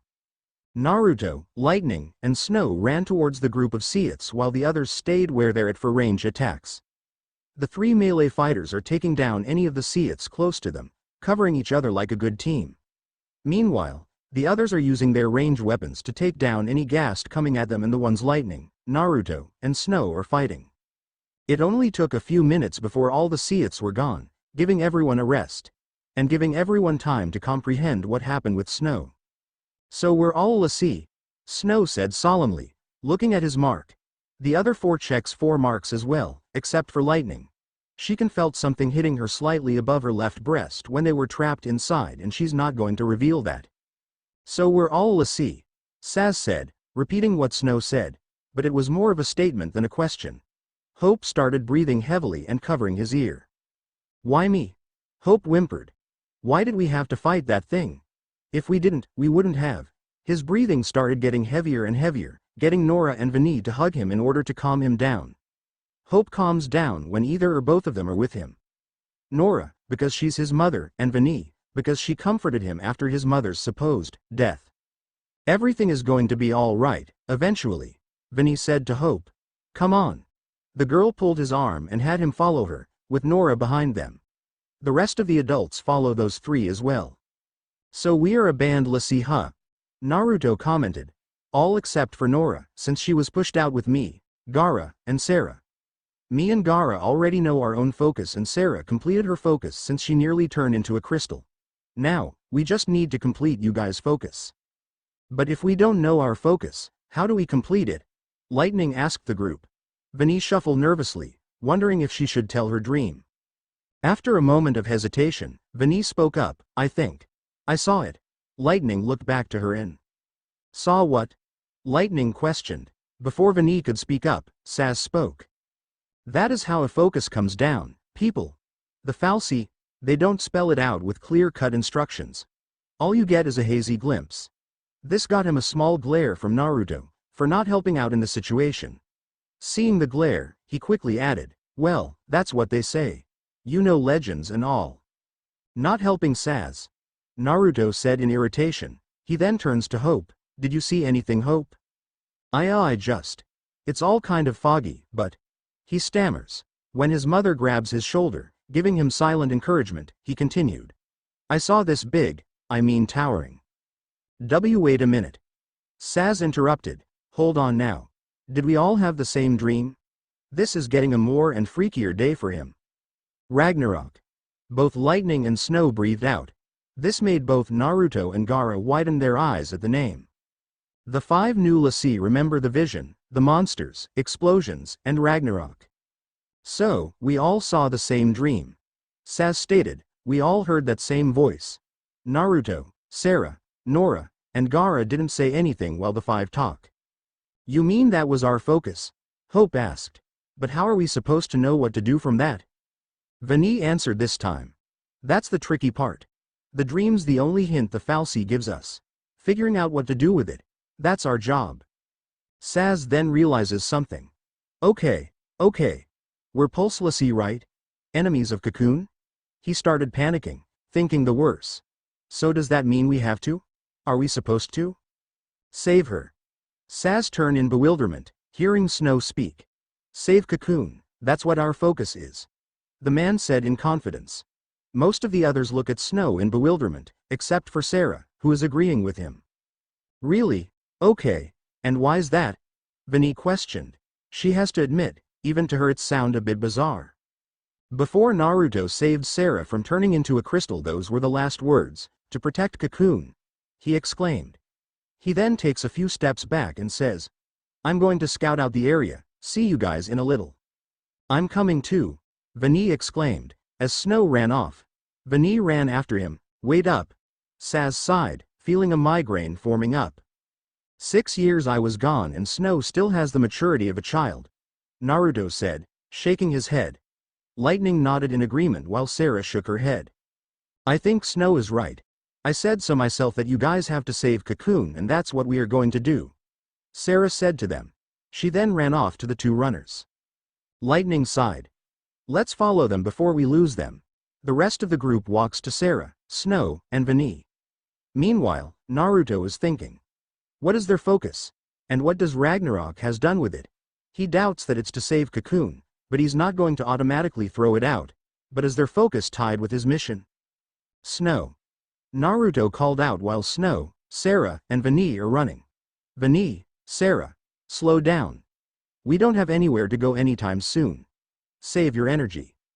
When the three heard that, they slowed down enough for Naruto and the others to catch up to them. All of them looked slightly sheepish while Lightning and Saz shook their head at them. Kids these days, full of energy. Saz muttered. Speaking of which, where are we going? Naruto looked around, only to see ice all around. I'm guessing we'll walk until we find an entrance. Naruto guessed, continuing to walk at the lake. Our fal'Cie marks don't really have a time limit and if you guys turn into crystals, or into a Seath, I can change you back. Lightning perked up when she heard that. Speaking of which, how did you do that? Lightning asked. And don't give me a vague answer, Naruto. If it wasn't for you, Sarah would have. Lightning trailed off after that, not wanting to relive what nearly happened. Sarah slowed down so she can be at her sister's side before taking her hand and giving it a squeeze in comfort. Lightning gave her sister a small smile, who smiled back. Wow, a true and genuine smile. Saz said with a bit of awe. I only known you for a couple of hours, but I can see that you're not the type to smile. Naruto chuckled while Lightning glared at the African American. Too true. Naruto agreed, getting the glare aimed at him. But to answer your unasked question, Lightning, only very few people can do that trick. Lightning was a bit shocked that he knew what she was thinking, but then remembered that the two can read each other easily. And she was slightly disappointed that others can't learn this trick as well. Vani stared at the lassie mark on Naruto's hand, which is crimson red. Then she remembered that Sarah, while in her crystal form, was red and her eyes lit up. Is it due to your lassie mark? Vanille asked, pointing at the mark. Naruto chuckled while the others look at Naruto in question. You guessed correctly, Vani. It's due to the lassie mark that I have the ability to turn lassie back to their human form, but still keep their magic. You're still a lassie, but not with the consequences added into it, whether you complete or fail your mission. Vani looked towards Gaara. And does Gaara have the same power as well? Instead of Naruto answering, Gaara answered. Yeah, I do. Gaara said, nodding towards the girl. 7 others have the same power as well. But different marks and different elements to use. My main one is sand while Naruto's main one is wind. I can also use lightning and water, as well as use the dark and the light element to power me up when I need the boost. Naruto added in. Saz spoke up. So, what you're saying, is that even though we don't destroy Cocoon, if that our focus is, we won't be turned into a Seath. Snow turned to him with a glare. Our focus is to save Cocoon, not destroy it, and you're gonna listen to a girl who was half conscious at the time. Saz retorted, making Sarah flinch and glare at him. Listen kid. Fal'Cie are enemy of Cocoon. Why the hell would it give us an objective to save it? And save it from what? Itself? Ragnarok? Another Fal'Cie? The group began arguing, with the exception of Gaara and Naruto. Sarah, Snow, and Vani believe that their focus is to save Cocoon while Saz and Lightning disagrees. The mother and son try to play peacekeeper, mostly Nora doing the talking, with no luck with appeasing the group. Naruto and Gaara merely watch on in amusement. How long do you think this argument going to last? Maybe a few minutes. Maybe an hour. Gaara guessed. Is your friends always like that? Mostly Lightning and Snow, especially when Snow asks Sarah to be his girlfriend. Naruto said. Speaking of which, I should ask when Snow proposed to Sarah. That'll be a story I would like to hear. Gaara was about to say something else, when he sensed a platoon of people coming at both sides. Naruto tensed, feeling the same thing Gaara is feeling. Guys. Naruto called out, but none of them were listening. Hello? People? We got a problem. The arguing kept going and going until Naruto decided he had enough. He put his finger in his mouth and whistled so loud that the others had to stop arguing to cover their ears. Lightning looked at him in annoyance. What is it you want, Naruto? PSICOM are coming. Right now, immediately, everyone ready their weapons, and sure enough, the PSICOM soldiers are here. At both sides. The group kept their weapons up as the soldiers ready their own weapons. Drop them, now. The leader of the platoon shouted. Naruto looked around and counted 20 soldiers, 10 at each side. Naruto discreetly looked at Gaara, who nodded at the hidden message. Naruto looked at the leader with a raised eyebrow. I had no idea the PSICOM swing both ways. Sorry to disappoint you guys, but I'm fully straight. Snow let out a chuckle at the joke while Lightning sighed in exasperation. The leader pointed his gun directly at Naruto's face, making Lightning tense and grip her sword tighter. I'm not playing with you boy, drop your weapon. Yeah, I'd rather die than a fight before get executed for nothing, thanks. Naruto commented nonchalantly, swinging his swords lazily. Why do you soldiers always think that most people will surrender? Unless they do surrender without any prompting, they would most likely not take the option idiot. You're getting on my last nerve, boy. What's the matter? Did I hurt your feeling? The group found this amusing, despite several guns being pointed at them. Even Gaara and Lightning had a twitch of a smile on their lip. One more word and I'll shoot. The leader yelled in rage. That prompted Lightning to aim her gun at him with a glare. I mean it. Naruto looked up in thought, as if considering his threat. Then. Word. The leader yelled in rage before shooting a barrage of bullets, prompting all the others to shoot. Suddenly, sand shot up around each of the group, forming a cylinder-type sand shield for each of them. What the? One of the soldiers said before he noticed something wrapped around an ankle. The others noticed the same thing and when they looked down, they discovered that it's wires of sand. Several of them screamed as an electrical current streamed through them. The source of the sand is where Naruto is at, where several strings of sand are on the bottom of the cylinder. When Gaara brought the shield down, and the soldiers were stopped getting shocked, they all tried to shoot at them. Only to see that their weapons have malfunctioned. Naruto grinned. The electrical currents weren't enough to shock you unconscious, but it's enough to shut down your weapons. When he said that, the others either grin, smile, or smirk while the PSICOM suddenly felt scared. It's just not their day, isn't it? A massacre later? Saz looked at the dead soldier on the ground, with a curious, "They weren't so tough, huh?" Saz commented, getting up from his crouch position. "Aren't they supposed to be the best soldiers? The cream of the crop?" PSICOM are supposed to be anti-pulse fighters. Naruto answered. They never have fought in centuries. Most of them are just rookies, using expensive weapons and armor. But it's useless without knowing how to use it. Snow gave a cocky smirk. Nothing as Lassie can't handle. He got hit in the back of the head from lightning, eliciting an "ow" from him. "Cut the crap, Snow," Lightning said, looking at the corpses. "The rookies may not be so tough, but it's the elite we have to worry about. If they get on the field, it's game over." That dampened their mood slightly. "Then we better run," Vinny said, with her usual cheerful voice. She grabbed Hope's hand, surprising the boy, before the two ran in front of the group. Saz sighed. "Kids these days, always full of energy." "Tell me about it." Nora agreed, looking at her son and the pink-hair girl. She smiled, thinking the two of them together are cute. "Well, we better catch up to them before they run too far." Everyone nodded in agreement and caught up to the two children. As the group walked at the lake, Snow began talking. "You know, of all the messed up ways to meet, this is the top. Well, might as well make introductions. My name is Snow, Snowvilliers. What about you two?" He pointed at Nora and Hope. "I'm Nora Estime." Nora answered, and then Hope introduced himself, "And I'm Hope Estime." "Sarah Farron. Pleasure to meet you all." Sarah introduced, mainly speaking to Hope, Nora, Vinny, and Gaara. "My sister over there goes by Lightning, due to bottom security regime. Only me and Naruto knows. And I still have yet to get either of them to reveal it," Snow said with a bit of a pout, which looks pretty funny on a large guy like him. Vinny spoke next. "My name is Vinny, Gaara. Saz Katsroy. Good to meet you, and I'm Naruto Namikaze, as most knows." Naruto introduced himself last.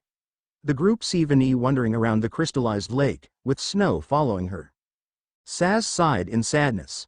"Why does kids get dragged into this?" "I know the feeling," Nora said, looking at her son in sadness. "I would give anything for my son not to be a Lassie. Even become a Lassie myself so he doesn't have to." She kept asking herself why she was spared becoming one and not her son. But she can't change what happened. She can only hope that her son's journey doesn't become so harsh. "Don't worry, I'll keep the kids out of trouble," Snow said, smirking. Saz patted Snow's shoulder before saying, "Problem with that is, you're one of them." Naruto laughed a little while Snow looked a bit insulted. "Trying to take on a pulse falsi, that was our first mistake. Should have left it to the sanctum." "Hey, we managed to defeat it. That counts for something," Sarah said, trying to find a bright side. "And you helped us fighting it. Gotta be something that prompted you to do it." Saz shrugged. "Might have been. Not so sure anymore." With that, the group kept on walking. They took on the occasional Saith and PSICOM scouts, but nothing truly dangerous. Also met some debris and used those to pass wide gaps. All the while, Hope looked at Naruto curiously. Ever since he saw his mother alive and learned that Naruto was the one to save her, he liked him. Seeing him keep his cool and seeing him in battle made the young boy admire the blonde quickly. "And what wants to know more about him? So Naruto, what did you before all of this?" Naruto turned to the kid when he asked the question, making Hope shrank down a bit in shyness. "Well, I mainly try to find out where my parents went, with little success." Naruto answered him, a glimpse of sadness in his eyes at the thought of his parents. "I also been doing my focus, meeting others who had the same focus, like Gaara here." "What is your focus anyway?" Lightning asked him. "Do you even know your focus?" Naruto nodded. "Yeah, I know, but I'm not going to tell you yet. Information is a dangerous thing and I don't want to tell you anything that might endanger any of you. Lightning wanted to argue, but Naruto gave her a look that made her surprisingly silent. Lightning sigh. Only Naruto can make her silent, even if she want to protest. Naruto suddenly tensed and stopped walking, making the others stop and look at him in confusion. Naruto heard something coming. Something big. Everyone, prepare yourself. Naruto commanded. Before anyone could ask why, their eyes widened when they saw the war mech above them. The range users point their weapons at while the melee fighters ready their own weapons. Hope breathed heavier in panic before stepping back and landing on his butt. The war mech flew under them before landing in front of Hope, making the poor boy panic even more. He crawled backwards away from it before getting his boomerang and getting up. Not him again. Saz groaned, getting questioning look from the others except for Lightning. Seeing the looks, he explained himself. Me and Soldier Girl over there fought the thing when we got to the restricted zone. It doesn't know how to give up, as seen other here. No kidding. Lightning said. So let's put it down for good. They all saw it powering up their guns and all of them dived for cover while Gaara formed a sand shield. It sent out a barrage of bullets, but luckily, everyone managed to find some cover. Nora, Hope, Sarah, Gaara, Saz, when that thing stops shooting I want you to shoot it with your ranged weapons. Naruto commanded. Snow, Lightning, Vani, your guys with me. While that thing is distracted, we're gonna try to find a weak spot. Got it, Lightning said, speaking for everyone. Once the machine stopped firing, the range users did what Naruto said. Saz and Nora send barrage of bullets at the thing while Hope keep throwing his boomerang at and Gaara used sand bullets at it. While it was distracted by the three, trying to keep itself from getting harmed further, the melee users did their job. Snow was at it first, punching the wheel with his fist, causing it freeze from the magic he's using. Vani latched on one of the machine guns with her rods and pull on it till it finally break apart. Lightning slid under machine, turning her sword into a gun and started shooting under it, causing it to leap away and it to nearly malfunction. It started to shoot at Lightning, only for a sand shield to appear in front of her and protect her from the barrage of bullets. Thanks. Lightning said, speaking to Gaara.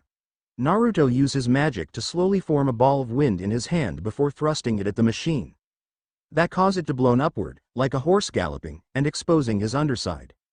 With the underside exposé, Naruto threw his two swords at it. The results?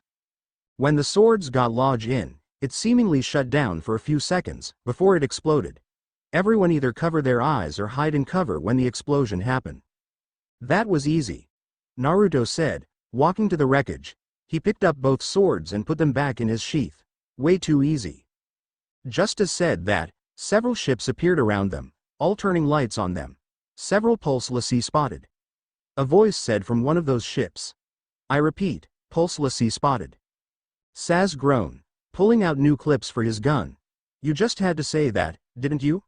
Several PSICOM got out of the ship, all armed. The group can see that a few of them have purple armor on. Rangers. Shit. Naruto cursed, seeing the number of soldiers. This is going to be a long day. Right after he said that, the PSICOM started attacking. Naruto and Lightning both worked together with one group, using their own sword skills, with the occasional shots from Lightning, to take down these guns. Snow kept dodging all the gunshots and took them down with one hit in the heads, with Sarah providing support with her bow. Vani used her rod to throw the soldiers around, sometimes at each other, with Hope covering her back, using his boomerang to take down several of them in one go. And Saz and Nora are shooting them down, with Gaara blocking the bullets coming upon them with his sand, and shooting gallops of sand at every platoon. The group of Lassie, plus Nora, are taking them down one by one, group by group, but the more they seem to take down, the more PSICOM seems to come, and the group is getting tired. Where are they all coming from? Snow said in aggravation, punching every soldier with each punch. Began to surround them all as the group got tired. Saz aimed his gun at another soldier, only to hear a click when he pressed the trigger. I'm out. Me too. Nora replied, looking at the gun. Snow gritted his teeth as the soldier has the other backing up. They need to something, anything, to change the tide. Something that would take them all out. Like a prayer being answered, Snow Lassie Mark suddenly started glowing, catching the attention of everyone. The PSICOM started back away in fear while the ball started forming bigger and bigger. The ball started getting bigger and bigger until it suddenly exploded, revealing two humanoid figures. Two beautiful-looking females, with blue skin, strange hair, and strange clothing. Both has a wheel attached to them, one on the leg and the other on the hair. Snow stared at them. "What the Eidolons?" Naruto said, causing the others to look at him. "You remembers the tale, don't you guys? Mystical entities that only show themselves only to a few selected l'Cie, said to be saviors of l'Cie bound to their focus against their will." The two women suddenly threw the wheels attached to their body and took down all the PSICOM soldiers around them. Snow grinned. "All right." They suddenly turned to the group, causing Naruto to pale as he remembered one other thing. "And there is one more thing." Naruto started to warn them. "Without any exception, they'll attack the l'Cie that summoned them." "What?" And to prove Naruto's words, one of them launched an ice attack at Snow. He had to jump back to dodge it, with gritted teeth. "Just great. Anybody got any ideas to handle both the ships and these two?" Naruto grinned at him, holding up his l'Cie mark. "Don't worry, me and Gaara can handle the ships ourselves." Everyone looked at him like he was crazy. "Naruto, have your travel made you insane?" Lightning yelled, looking at the ships. "How on earth would you and Gaara alone handle all those ships?" Naruto's l'Cie mark suddenly started glowing, along with Gaara's. Naruto's mark is crimson red while Gaara's is sandy brown. "By summoning our own Eidolon." Naruto answered, and with that, two Eidolons were summoned the same way Snow's was. The two Eidolons are 2 times the size of Snow's, both of them having the same pro wrestler type body. Except Naruto's is red while Gaara's is brown. Naruto turned to the gobsmack group with a foxy grin. "Like I said, me and Gaara can handle this. You guys can get a rest while Snow handle his own Eidolons." With that, Naruto and Gaara to their Eidolon. The two Eidolon charge at ships, entering into their Gestalt mode, with Kurama as his fox form while Shukaku in his lizard form. "Ready to do some damage, Kurama?" "You better believe, Naruto." Kurama replied with a vicious grin. During their years of travel, the two became close friends. They lost their ability to read each other's minds when Kurama turned into Eidolon, but Naruto often summoned to either talk or fight, like right now. The ships started shooting at the Eidolons, but it barely did any damage. Kurama before slashing one of the ships and then bite into another, making it explode. One tried attacking from behind, but Kurama grabbed it with his tails and smashed it with his tails. Meanwhile, Gaara's Eidolon is having a blast, slowly crushing any ship with its sand and tongue. He also used his tongue to throw them on the crystallized water, causing them to explode. Soon, the ships were all destroyed and the ones that tried to escape were caught by either Kurama's tail or Shukaku's tongue. "Hey!" Kurama chuckled, laying down on the ground. "That was way too easy." "You said it, Kurama." Shukaku agreed with a mad cackle. "Though it was fun to stretch our leg." Kurama nodded in agreement while Naruto and Gaara merely shook their head at their Eidolons. Meanwhile, the group was watching the Eidolons with wide eyes, even lightning. Snow was done with his Eidolon and is joining the group in the staring. They are all surprised that the things could talk and also at how strong they are. Vani, however, eyes widen as she recognized the two Eidolons. From a legend she heard of from her village. "Hey, interesting Eidolons you got there," a voice said from above them. They all turned to where to the voice said to see a black hair woman on top of a crystal-like hill. The girl has bronze-like skin, green eyes with a beauty mark beneath her right eye, and wavy black hair that is braided. She's wearing purple claw-like earrings, a short black top, black sleeves over her forearms, sandals, 2 fur pelts hanging from a cord beneath the belt, and in blue clothing that looks Indian-like. She also has a spear on her back. The woman observed the group, and the Eidolons as well, but then her eyes widened when she saw Vani, who has the same look. "Vani," Fang said, jumping off the cliff and onto their level. Vani smiled widely before running to the woman and hugging her tightly. Fang, Naruto, Lightning, Sarah, Snow, Saz, Hope, Nora, and Gaara are looking at Fang and Vani, who is close at her side. It was a few minutes ago when Fang revealed herself and she and Vani had a tearful reunion. Also when Naruto and Gaara took down the PSICOM while Snow took down his own Eidolons. Now, All of them gathered up in front of the new arrival. Naruto was the first to speak. So, I'm guessing that you're a lassie as well? And that you're a friend of Vani? Yes and yes on both accounts. Fang answered him. Been looking for Vani for months. I almost didn't think I would find her, until now. Vani nodded in agreement and hugged her friend by the waist. Naruto smiled at them. Well, I'm glad you guys reunited. By the way, he looked at the lassie mark on her shoulder. How did you get the mark? From a fal'Cie. Isn't that obvious? Fang remarked and Naruto chuckled. He knew that it's the only thing he is going to get out of her concerning the mark. Okay. Keep your secret then. Naruto said in an easygoing manner. Beside, I'm keeping secrets as well, so I don't really have the right to force any answers out of you. Before anyone else to speak, Lightning spoke up. So, are we all going to get out of here? PSICOM might show up any minute. I agree with Soldier Girl on that one. Saz spoke up. I rather not spend my life in their cells, or end up in a firing squad. Naruto chuckled a little before nodding. Yeah, let's go. The sooner we find a way out of here, the better, Naruto said, and everyone is in agreement that. So the group began walking again with Fang with them this time. Naruto walked to Snow's side, curious about his fight with the Eidolons. So how was the fight with the two Eidolons? Snow grinned and gave his friend a thumbs up. As usual, the hero wins, Snow said. Sarah giggled at Snow's confidence, or cockiness, while Lightning rolled her eyes. You see, this is how it went. Flashback. Snow ducked when Nyx threw her wheel at him. He moved to the side when Styria attempted a swipe at him. He grinned. So that's how it's going to be, huh? Snow said, getting to his fighting form. Well, let me give you a taste of what this hero can do. Come on, you can do it, Snow. Sarah cheered from the sidelines. Vani is cheering alongside with her while Saz and Lightning are merely observing. Hope and Nora are watching as well. I don't know about that, Saz said, giving his opinion. You need to strategize in order to beat an Eidolon, and from what I've seen, the kid is not one to strategize. Lightning finished. Sarah faltered a little, knowing that it is a fact, but Vani still kept her hope up. Maybe he might think of one, Vani said positively. But true to Lightning's word, Snow is getting nowhere in the fight. For the next 5 minutes he's been trying to pummel the two Shiva sisters, with no luck on landing a critical hit. Snow began to get tired, worrying Sarah. Saz sighed. Come on, kid. Try and use your brain for once. Saz called out. Punching those two aren't going to do anything. Plan a strategy.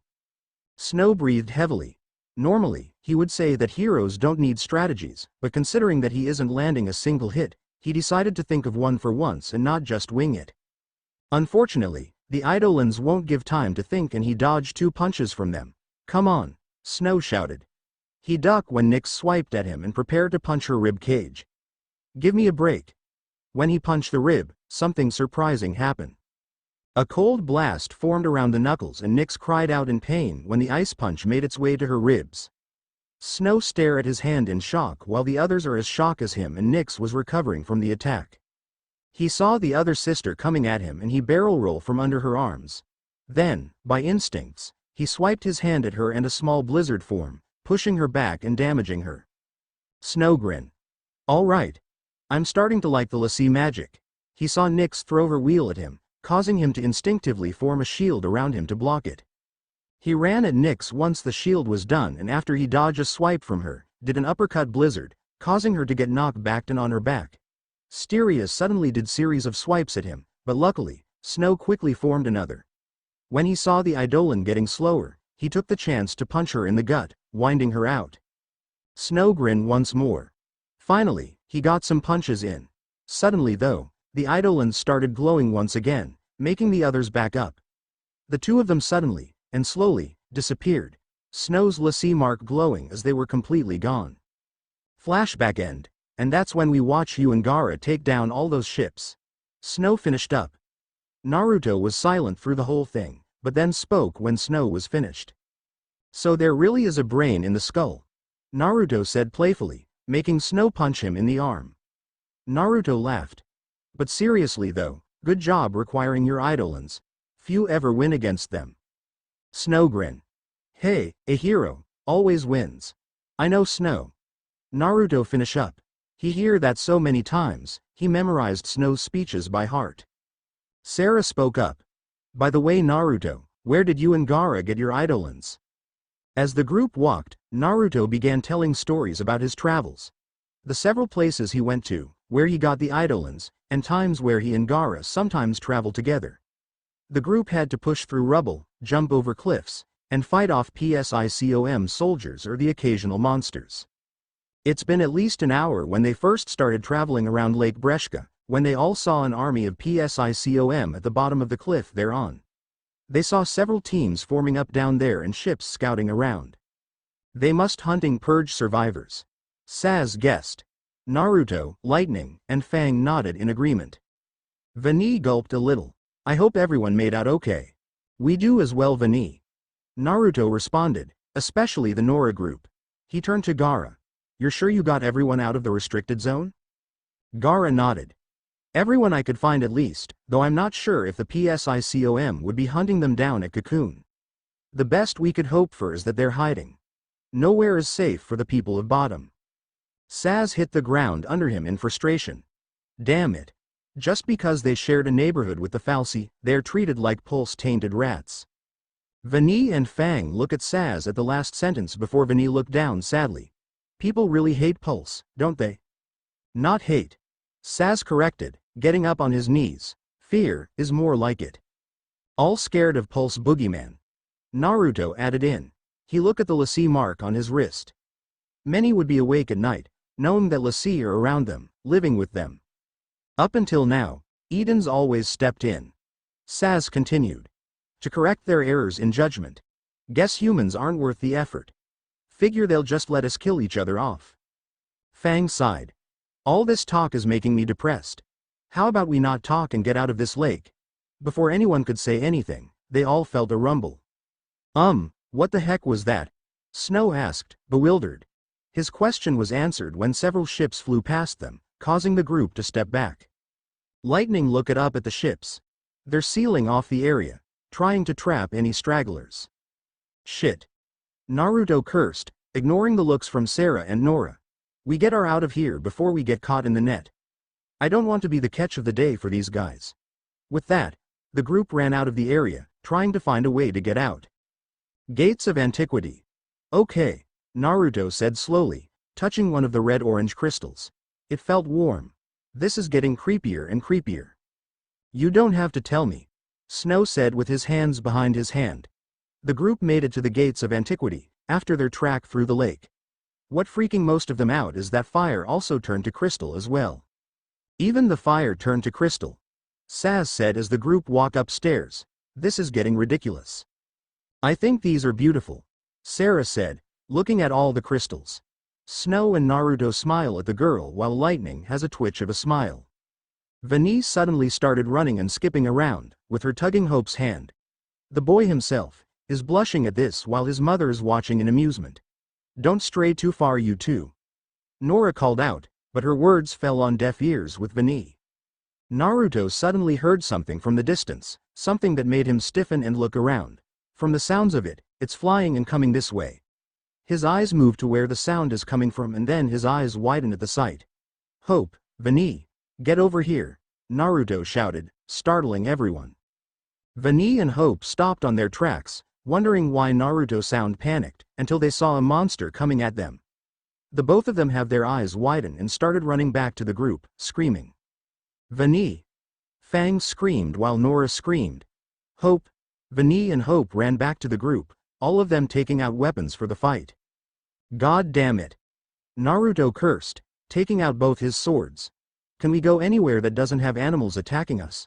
Nobody had the chance to answer that, as they were all pushed back by a gust of wind by the Garuda interceptor. Naruto gritted his teeth. All right, no more Mr. Nice Guy. Gaara, you hold it down, Naruto barked out.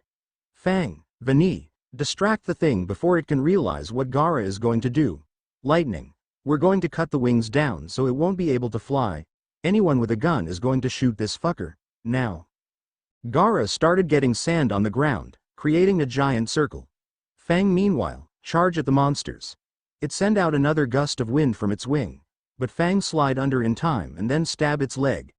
It cried out in pain and turned around in order to attack Fang, giving Vani an opening. Vani used her rod like a fishing net and threw it at the interceptor, connecting it to the monster's back.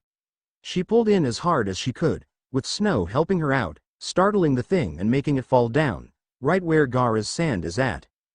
Before it even knows, ropes of sand formed around its wing, trapping it. It shrieked and started thrashing around, making Gaara grunt as he concentrated at keeping the sand from breaking. If you're going to attack, do it now. Naruto and Lightning doesn't need to be told twice. The two charged at the thing, sword drawn, and started cutting through the wings. It shrieked as it felt its wings being cut, and thrash around even more, but Naruto and Lightning was going through the wings quick. Finally, the two completely cut off the wings. Kill it! Naruto shouted as Gaara couldn't hold it anymore and Interceptor got up. Saz and Nora started shooting at it with their guns while Sarah used her bow. Hope, meanwhile, kept throwing his boomerang at it and they kept at it, until the monster fell down, dead on the floor. As soon as it was dead, everyone let their guard down and put up their weapon. They all spotted a ship in front of the group, something they didn't notice before. Vani ran over to the ship while the others walked to it. Everyone observed the ship in front of them, all of them relieved for something good to happen. This should make things easier, Vani commented unhappily. Well, knowing our luck, it's probably missing an engine, Saz commented, making Vani HMPH at him. You should be so negative, and you should keep your hopes up, Saz shot back. Vani grumbled as the group walked over to the ship. He got a point, Vani. Fang added in, walking to her friend's side. We shouldn't really keep our hopes, considering our luck. So we got 4 pessimists on our group, Naruto said, joining in on the conversation. The 4 pessimists he referring to are Lightning, Gaara, Saz, and Fang. Good thing we have plenty of optimists. Not really a pessimist. More like a realist. Details, doesn't change the fact that you guys the negatively. As the banter kept going on, everyone got onto the ship. Sarah saw Lightning give Fang the evil eye, making the younger sister giggle a little. Wow, she never imagined Lightning being the jealous type. Okay everyone, buckle up and sit down, Saz called out. He activated the engine that starts the ship and it began to take off. It suddenly blasted off, causing Vani, Sarah, and Saz to cry out in shock. Naruto's sensitive ears suddenly heard other ships coming from behind them, and he looked behind to see several ships coming right at them. He groaned. Why can't things be easy, just once? So, let's take a debrief of what happened. They just got out of Lake Breshka. Good. They found a new friend, and Snow got a new Eidolon. Also good. They found a ship, fully intact, after fighting a flying monster bird. Good as well. And now, they are flying in that ship, while several PSICOM ships are chasing after them, and shooting at them. Not so good. Suddenly, somewhere from above, lasers and bullets started raining down on them, causing everyone to cry out. Give us a break? Naruto cried out. He suddenly started agreeing with Saz. They have very bad luck. Give me that, Lightning said, causing a cry of, what? From Saz. She took control of the guns and started shooting back at them. When they were high up, they saw that she only shot one of them. Did we get them? We got one of them. Lightning answered Vanille's question. The PSICOM started shooting at them again, causing Hope to cry out that they are still behind them. Lightning and Snow started fighting for the controls as they fly through several buildings until Saz finally got the controls. You wanna die? Saz said to Lightning. If not, let me handle the controls. He started maneuvering around the buildings, trying to lose them, but to no avail. Hope is near panic mode again, but his mother managed to calm him down by holding his hand. How are we going to lose them? He yelled through the fire of bullets behind them. Beats me, kid. Then let me drive. No, thank you, soldier girl. Saz then started flying up, pushing through the close quarters of rocks. Finally, he managed to get out the cracks and into the sky. But unfortunately, the PSICOM were still on them. Saz looked behind the ship. They still on us? No, they are on the ground, chasing a cat. Naruto retorted. Saz didn't have time to retort back, as he went down to try to escape the other ships. But the PSICOM were stubborn and continue on the chase. Saz growled. Come on, give me break. He started driving through the canyons, thinking of a way to get rid of those ships. Hang on. He started going faster, passing through the rocks as the PSICOM shot at them. Instead, they shot at those rocks and either blocking their paths or destroying some of them. When Saz got to clear sky, he quickly boosted out of there before any more could chase them again. Once everyone was sure that there is no PSICOM or chasing them, they all sagged in relief. Saz slammed his fist on the wheel and dipped his forward in exhaustion. Oh, for the love of all that's good. Suddenly, everyone was hearing a news update of the purge. It's saying that the Sanctum announced that the purge was successful and that the civilians arrived safely at Pulse. Naruto snorted at that. Safe rival. And I'm a PSICOM soldier. Naruto dryly said. It then showed the Primarch defending the relocation of the bottom civilians. Saz rolled his eyes. Yeah, right. If it makes the Sanctum look bad, it never would have happened. Agreed. Naruto, Snow, and Fang said at the same time. The Primarch continued his speech, stating that they are going to use every available resource to keep Cocoon safe. Meaning that we will run for the rest of our lives. Hey, Vani started. Saz looked at her when she spoke. Who's this guy? Saz sighed and dipped his head forward in the screen again in exasperation while Naruto chuckled a little. He got his head back up to speak. What do they teach kids these days? Saz mumbled to himself. He's Gallant de Slee. The Sanctum Primarch. Murderer-in-Chief. Naruto added in, something to which Saz agreed to. Just another tool of the Falsi. Lightning muttered as the news continued on. The news stated the Sanctum might do additional purges for the safety of Cocoon, making Naruto slap his forehead. 6 years I've been traveling and the government is more idiotic than I remembered it. You mean it wasn't like that before? Fang joked, making Naruto chuckle. But seriously, killing other civilians for everyone's supposed safety. That what the Sanctum think we should do? Saz replied, throwing his hand up in exasperation. Let purge everyone. That'll get rid of the lassies in the area. Suddenly, they heard an alarm coming from the ship, alerting everyone. Naruto suddenly heard bullets being shot at them and he knew the PSICOM are chasing them again. He sighed. So much for the peace. They're determined, I'll give them that. Points for perseverance. Saz added in. A light suddenly shone through the window, getting everyone to cover their eyes. When they got higher up, they were met with the Sanctum Falsi. Vani gasped in amazement at the sight. Whoa. A Sanctum Falsi up close and personal, Saz said as he drove. Cocoon's own light in the sky. The ship got hit by a couple of bullets, causing it to lurch a little. Saz sighed. Here we go again. Lightning looked at the Falsi in front of them. Fly in. Lightning advised. When Saz looked at her like she was crazy, she explained herself. We can lose them in there. Saz sighed. He's been doing that a lot lately, what does he got to lose? Saz then started maneuvering through the energy inside the Falsi while the PSICOM continue on the chase. They saw a few of those ships started getting blown up on the chase, getting caught in the energy waves. Saz grinned. I like this Falsi. Just as he said that, one of the engines suddenly got destroyed, causing Naruto to curse out loud. Spoke to soon Saz. He said as the ship started crashing down to the land. This is gonna be one hard landing. The vile peaks, Naruto groaned, getting himself up from the floor. That crashed hurt. A lot. He looked over to see the rest of the group unconscious, with the exception of Lightning, who was getting up off her back as well. Well, that hurts. Naruto groaned out, stretching his arms out. He looked around to see that they are at Vile Peaks. Great, we're at another deadly place. Our luck seems to get better and better. Lightning didn't say anything to him as she was trying to rouse Sarah back up. Snow, Fang, and Gaara slowly got up as well, feeling as bad as Naruto and Lightning. Snow groaned. Hate those guys. Agreed. Fang said, stretching her arms. The next time I see them, I'm going to stab their head through my spear. Gaara didn't say anything. He merely narrowed his eyes at where he's staring at. Something coming. His voice was a whispered, but everyone heard him.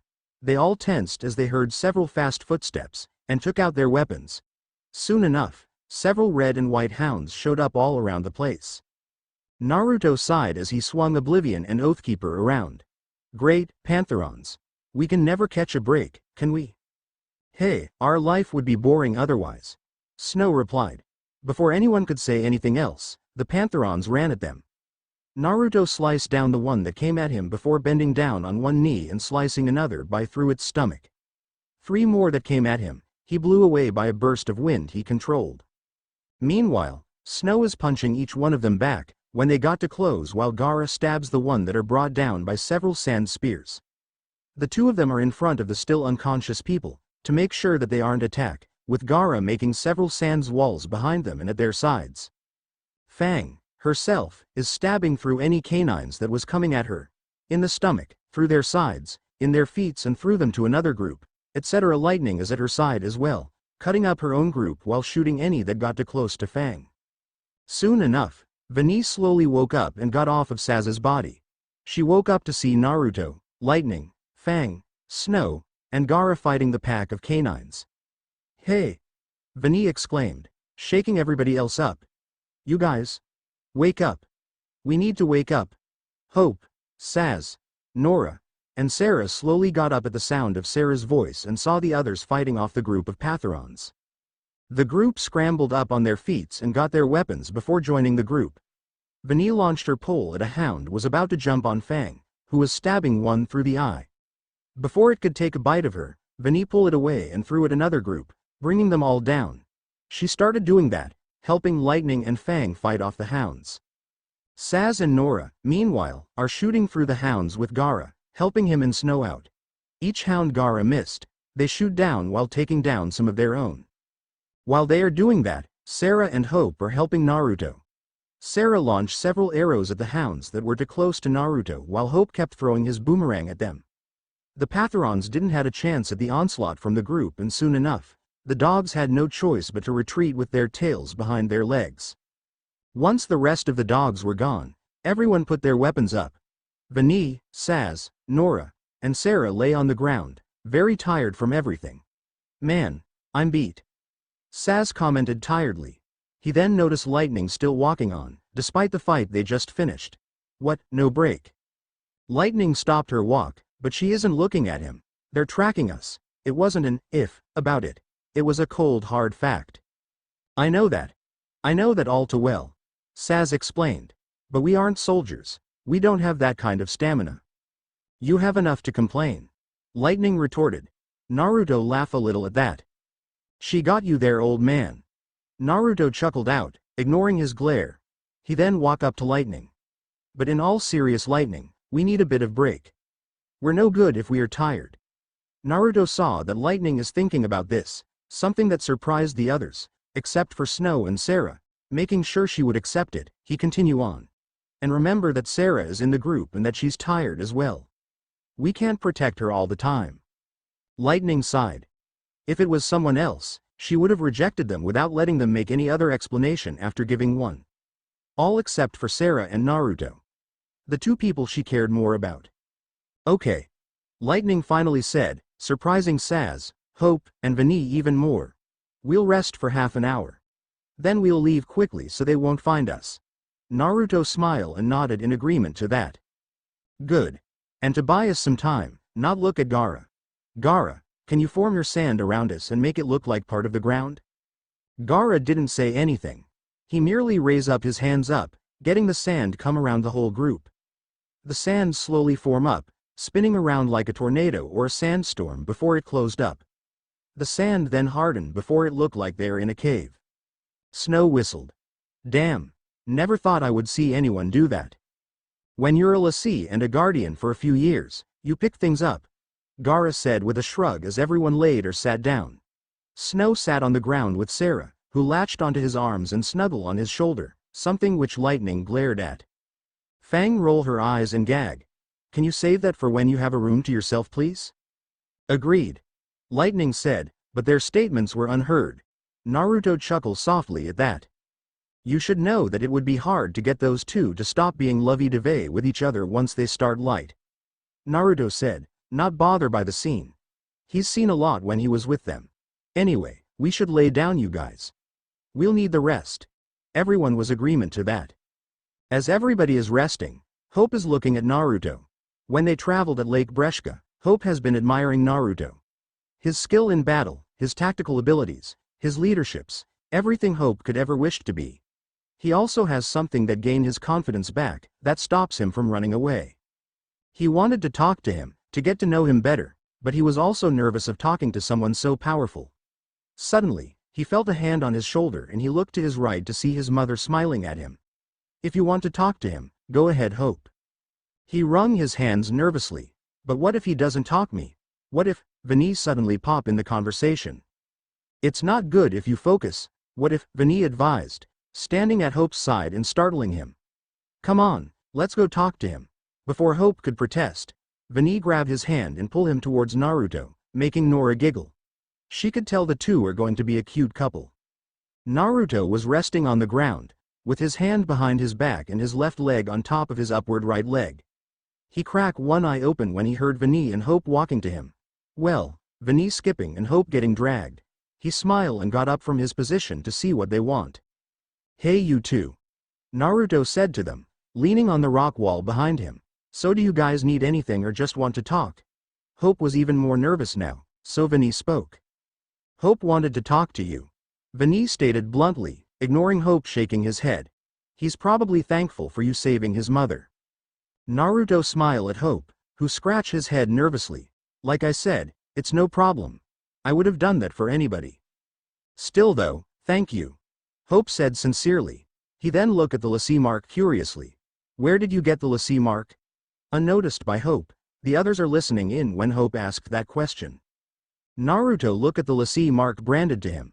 "I got it just before I left Bottom to search for my own parents." That caused Lightning's, Sarah's, and Snow's eyes to widen. It happened just the day before Naruto left. Naruto continued. "When I got home, I saw no one inside. Only this amulet." The eyes suddenly opened up, revealing two SLITED orbs. "The Eidolon you saw back at Lake Breshka, that was the one inhabiting this amulet." He showed the amulet that is attached to his hand to Hope. Hope looked at thing with a bit of surprise. "That small thing hold the Eidolon?" "It also turned me into a lassie," Naruto said. "Gave me the powers to protect the amulet and to an extension, myself. Proved really handy when I was traveling." "Like when you saved from becoming a crystal?" "Exactly like that." Sarah flinched at the reminder of her near fate while Snow gained a tighter hold on his girlfriend. Even though he believes the legend of eternal life, he was glad he could still be with Sarah like this. Naruto and Hope kept talking, with the boy asking more and more questions about his travels. Naruto kept telling him tales of his adventure to the boy, making him more and more relaxed while Vinny listened in and add in her own comments. Nora smiled at the scene. She is glad that Naruto is acting a brother figure for Hope. Her son will need all the support he could get and she could only do so much, being the only regular person here. In the end, she hoped that her son would come out of this all right and well. "You're sure you need to go now, Gaara?" It was an hour after the group decided to rest up. Now, they all rest up and ready to go, so Gaara brought the sand dome down. Also, Gaara decided to leave the group and get back traveling by himself. Gaara nodded. "You know why I need to go, Naruto. Amulet holders can't be together for a long time. Else risk the chance of shifty groups trying to get multiple amulets." "I get it," Naruto said with a chuckle. The group gathered around Gaara as he prepared to leave. "Well, good luck, Gaara. Make sure to update on anything you find about these things." "Same to you, Naruto," Gaara replied, the two bro hugging. Then Gaara whispered to him, "Are you planning to stay with this group for long?" Naruto sighed. He's been talking to Gaara, when he was out of earshot with the others, about leaving the group and going on his own again, for their own protection. "Probably not," Naruto whispered back. "I'll probably leave as soon as possible." Gaara nodded in acceptance. "Just remember what I said. Don't deny yourself happiness," Gaara whispered. Naruto sighed as the two ended the hug. Gaara knows about his feelings for Lightning, but Naruto doesn't know if she returned those feelings. Light doesn't seem the ones for romance. With that, Gaara formed a sand disk from under him and fly off. Vinny and Sarah shouted goodbye to Gaara while the others merely waved.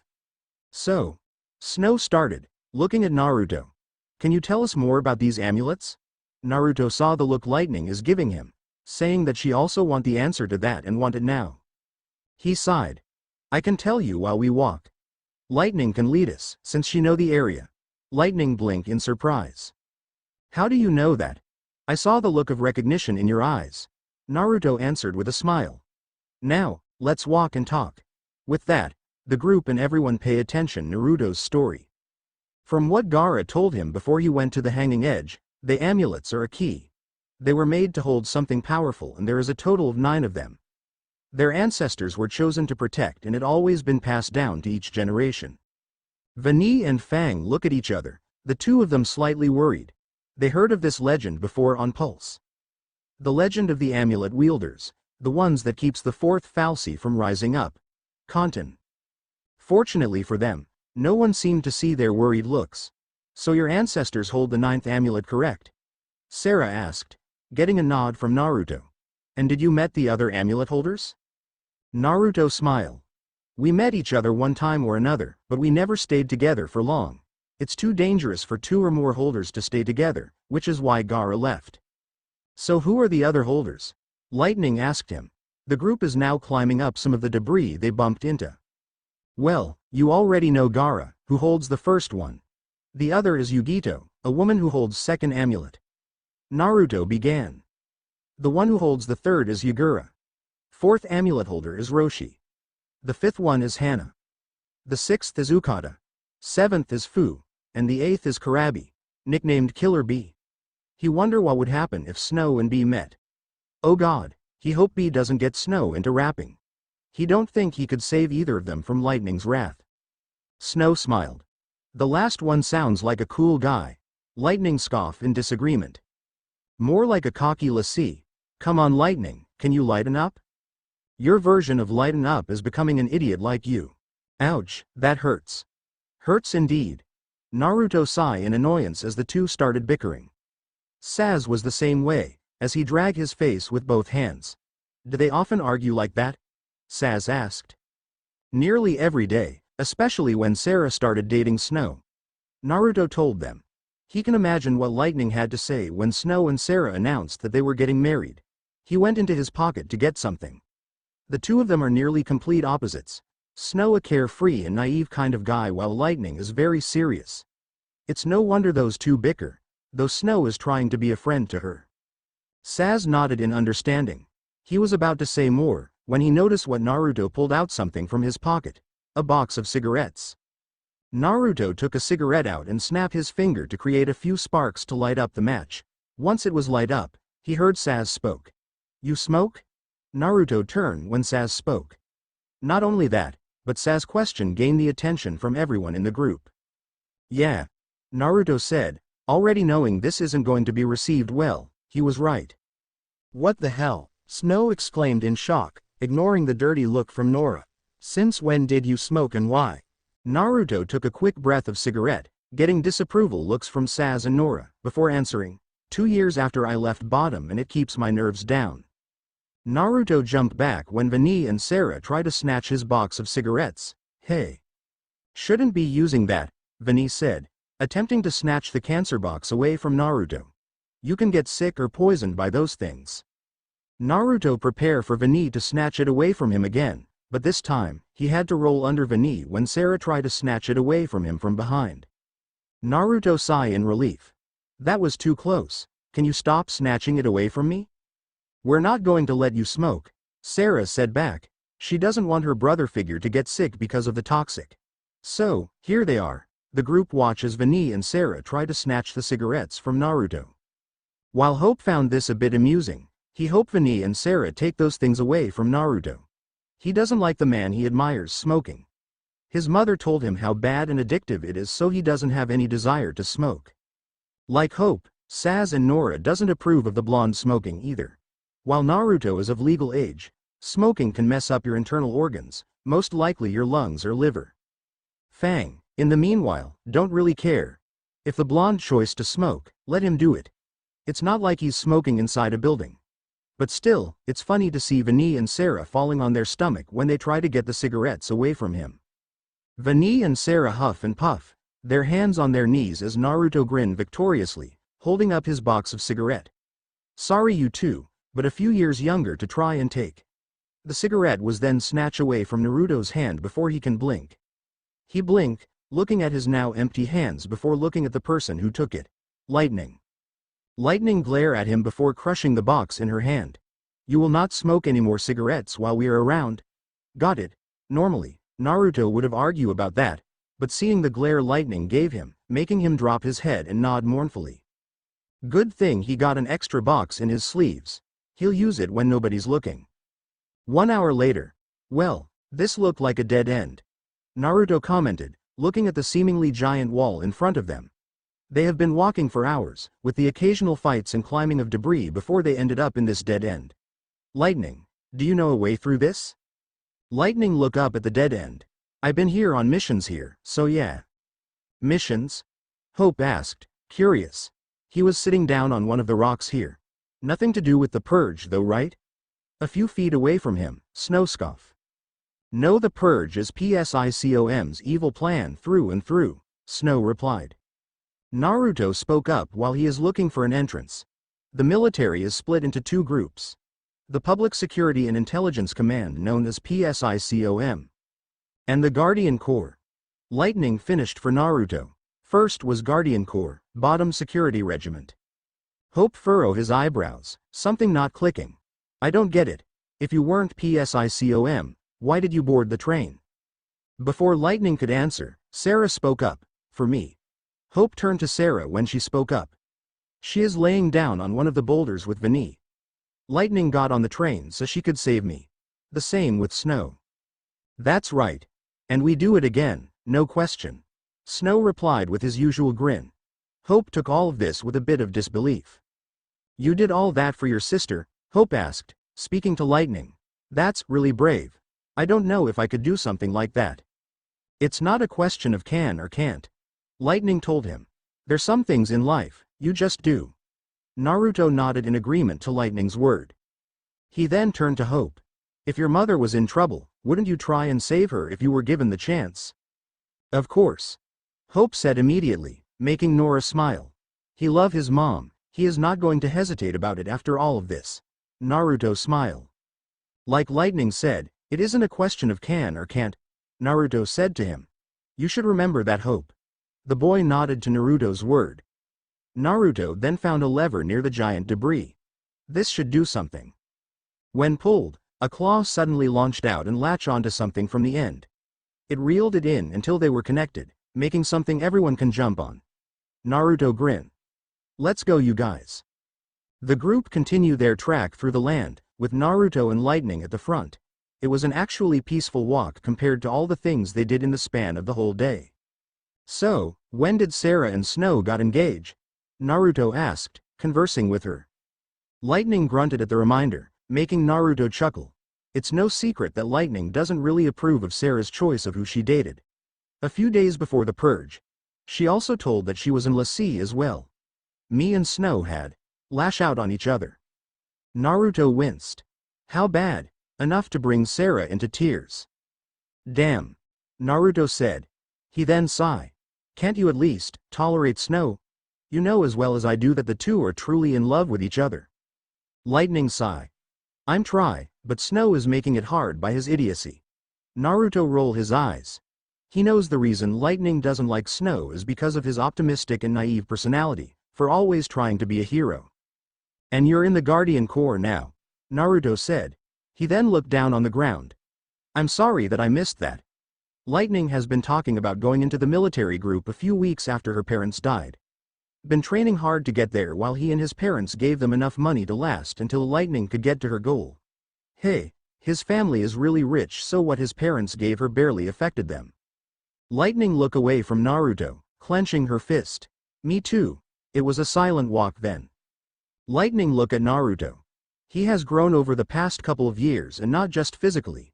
He's more serious about things and have this look like he's seen things people shouldn't see. But it was still the same Naruto she gained feelings for all those years ago. Does everything in Cocoon want to kill us? Naruto sighed as he looked at the downed dreadnought before them. Recently, they ended up crossing this thing's pass and had to fight it. It also broke the floor under them and made them fall down to the ground. It took a while, but they managed to beat it and turn it into scrap. Saz shrugged. Probably so, Blondie. Does Pulse have things like that? He directed that question to Lightning, who is a soldier on the field. Got me. Lightning said, staring at the fallen robot. Not the even Corps have intel on Pulse. Soldiers in the field fight blind. I think we notice. Saz commented, but isn't soldiers supposed to know what they're up against? Lightning merely shrugged. A target. You like to keep things simple. I stick to my goal. Simple as that. Hope looked down on the ground. As long as you have a goal, you can fight. You can stay alive. Lightning responded, starting to walk again. The group follow her, with Naruto at her side again. Something the others keep noticing. Whenever they travel, Naruto and Lightning are almost always at each other's side. Saz put his hand under his chin in thought. He wonder if those are a thing. Or have feelings for one another. Curious, walk up to Sarah and Snow, who are the only ones who knew the two before this mess-up journey. So, what with these two? The couples turned to Saz when they heard him. He pointed Naruto and Lightning, who is talking with one another about Naruto's travel and Lightning's job. Sarah giggled. The two of them have feelings for one another. I found out about Lightning's feeling a few months before Naruto disappeared. While Naruto told me about his crush on Lightning, Snow chuckled. I still couldn't believe that Lightning would fall in love. She doesn't look the type to do that. Sarah elbowed her fiancé in the gut, causing him to wince a little. Lightning isn't emotionless, Snow. Sarah chided. She has feelings like anyone else. Beside, the two have known each other since childhood, so Naruto was already in her heart. Do you think the two might become a couple? Vinny suddenly asked, startling the three. She rubbed her head sheepishly. Sorry, I heard you guys talking and I wanted to know more. I wanted to know too. Hope said, joining Vinny's side. He looked at Naruto and Lightning. I think those two are good for each other. They balance each other out, from what I can see. Nora and Fang also joined the group, watching as Lightning punched Naruto in the arm for something he said. Yeah, they do. Naruto lay back attitude with Lightning's serious demeanor. Nora said. And they also faced battle before any of them did. Naruto in his travel and Lightning with the Guardian Corps. Hey guys. Naruto called out, gaining the group's attention. We'll camp out here. There isn't any PSICOM or monsters here, so I think it's safe. Many of them sigh in relief. They were getting tired of walking. The group then set up a camp, with a fire quickly made in the middle of the group. Nora, Hope, Vinny, and Fang are on what spot together. Sarah and Snow are with themselves, cuddling with each other. Saz is laying on the ground with his hands behind his back by himself. And Naruto and Lightning are together at another spot in their camp. Saz groaned in relief. Finally, my feet was killing me. So was ours. Fang said to him, playing around with her spear. How long have we traveled anyway? Naruto shrugged. Probably 12 hours. Didn't really pay attention. Still, we all should sleep. We can't fight tired. We'll need somebody to keep watch though, in case any monsters or PSICOM comes here. Lightning said. Everyone agreed to that. They don't want to be shot while they're sleeping. Naruto stood up. I'll take first watch. Out of all us, I still have plenty of energy to jog 4 miles. Saz looked at him in disbelief. You're bluffing. I'm not. Naruto answered with a smirk. I have an unnatural amount of stamina, something I got from Mom's side of the family. Been helpful with my travel. Fang smirked. A thought coming in her head. Does it help with any female companion you encounter? Lightning's eyes twitch at the subtle suggestion and her hands subconsciously reach for sword while Naruto blushed heavily. No, it didn't. Naruto denied, waving his hands around. I didn't sleep with anyone during my travel. Didn't have the time nor the desire to. Lightning's hand stopped reaching for the sword when she heard that. Fang still has that smirk on her face. Well, maybe I can teach you how to put that stamina to good use. Naruto blushed even further at the innuendo while Lightning glared at her heatedly, making Fang laugh. I'm just messing with you. That was funny, seeing your reaction. That wasn't funny to me. Lightning grumbled, laying her head on the ground. Wake me up when you feel tired, Naruto. Will do, light. Naruto said to her. Soon, everyone else went to sleep. Unconsciously, Vinny and Hope cuddled together, making Naruto smile. Those two looked cute together. Naruto began walking around the camp, taking out his spare pack of smokes and took one. He is glad that he kept a spare one, otherwise, he might have been miserable. Didn't know you had a spare one, someone said from behind. Naruto recognized that it was Fang's voice, so he didn't turn around. Fang was leaning on a rock, with her spear at her side. Naruto sighed. Are you going to tell the others? Don't worry, I'm not gonna say anything. Fang assured him. Your choice whether you smoke or not. Just hope that your lungs will still stay healthy by the time you get old. Naruto chuckled at that. Stamina isn't the only thing my mom gave me. I also have a healing factor that could heal minor sword cuts in the matter of seconds, so I'm not worried. Fang whistled in amazement. Those are some good genes. Is there anything else you got from your family? Speed from my dad, natural sword training from both, and also this. He showed her the amulet attached to his hand. Naruto then saw a flash of recognition in her eyes, causing him to narrow his eyes at her. You know something about this amulet, don't you? Fang stiffened. What makes you? I'm not stupid and definitely not blind. Naruto interrupted, before she could lie. I saw the flash of recognition in your eyes. Now, I don't care how you know about it, I just want any information about it. I've been searching years for something about it. Fang was about to say something when she saw the look in Naruto's eyes. Knowing that she isn't going to get out of this, she sighed and talked. Vani and I heard legends about the amulet you were wielding. About 9 amulets called demon keys. Each of them have different powers, along with an eidolon trapped inside, though I assume you know about that. Naruto nodded. Anything else you know? What its purpose? What it's the key of? For a moment, Naruto thought he saw a flash of fear in her eyes. It hold a forgotten fal'cy. Something more powerful than Pulse, Lindsay, and Etro combined. Something that craves destruction. He is called Cocoon. Naruto didn't know the name, but the description she gave her made him scared. Naruto looked at her with wide eyes. You said that it's more powerful than all 3 of the main fal'cy? She nodded, making Naruto facepalm. Just when I found the answer of what this keys hold, I wish I hadn't. He then remembered something Gaara told him. Gaara also told me something. That a group of people are trying to get these amulets. To set Cocoon free. Fang's eyes widened. Are they crazy? Fang cried out in a whisper. If Cocoon is let out, he will destroy everything in sight. Why would they do that? In order to harness the power themselves. An unfamiliar voice said. Fang and Naruto stiffened before the two moved back to back, trying to locate the voice. Fang lifted up her spear while Naruto took out his swords. Who's there? Naruto called out. His sensitive ears suddenly heard sizzling of flames coming fast and looked to see a fireball coming at them. Move! Fang didn't need to be told twice and the two dodged right as the fire hit where they were at. Luckily, it also woke up the others from their sleep. What the heck? Saz yelled, jumping up from his sleep. The others quickly jump up from their position on the ground, with Lightning instinctively pulling out her gunblade. What happened? Who attacked? Lightning asked, as Naruto and Fang got up. Meanwhile, everyone else pulled out their guns and prepared for a fight. Suddenly, ravens came out of nowhere, circled around an empty spot in front of them. Beside the flocks of ravens, tons of water splashed from under the ground. The ravens suddenly merged together until it formed a raven-haired man with red blood eyes and a black cloak with red clouds, while the water was washed away to reveal a shark-like man with the same cloak and giant bandaged sword in his hand. The shark-like man grinned. So this is the foxholder. He's nothing more than a brat.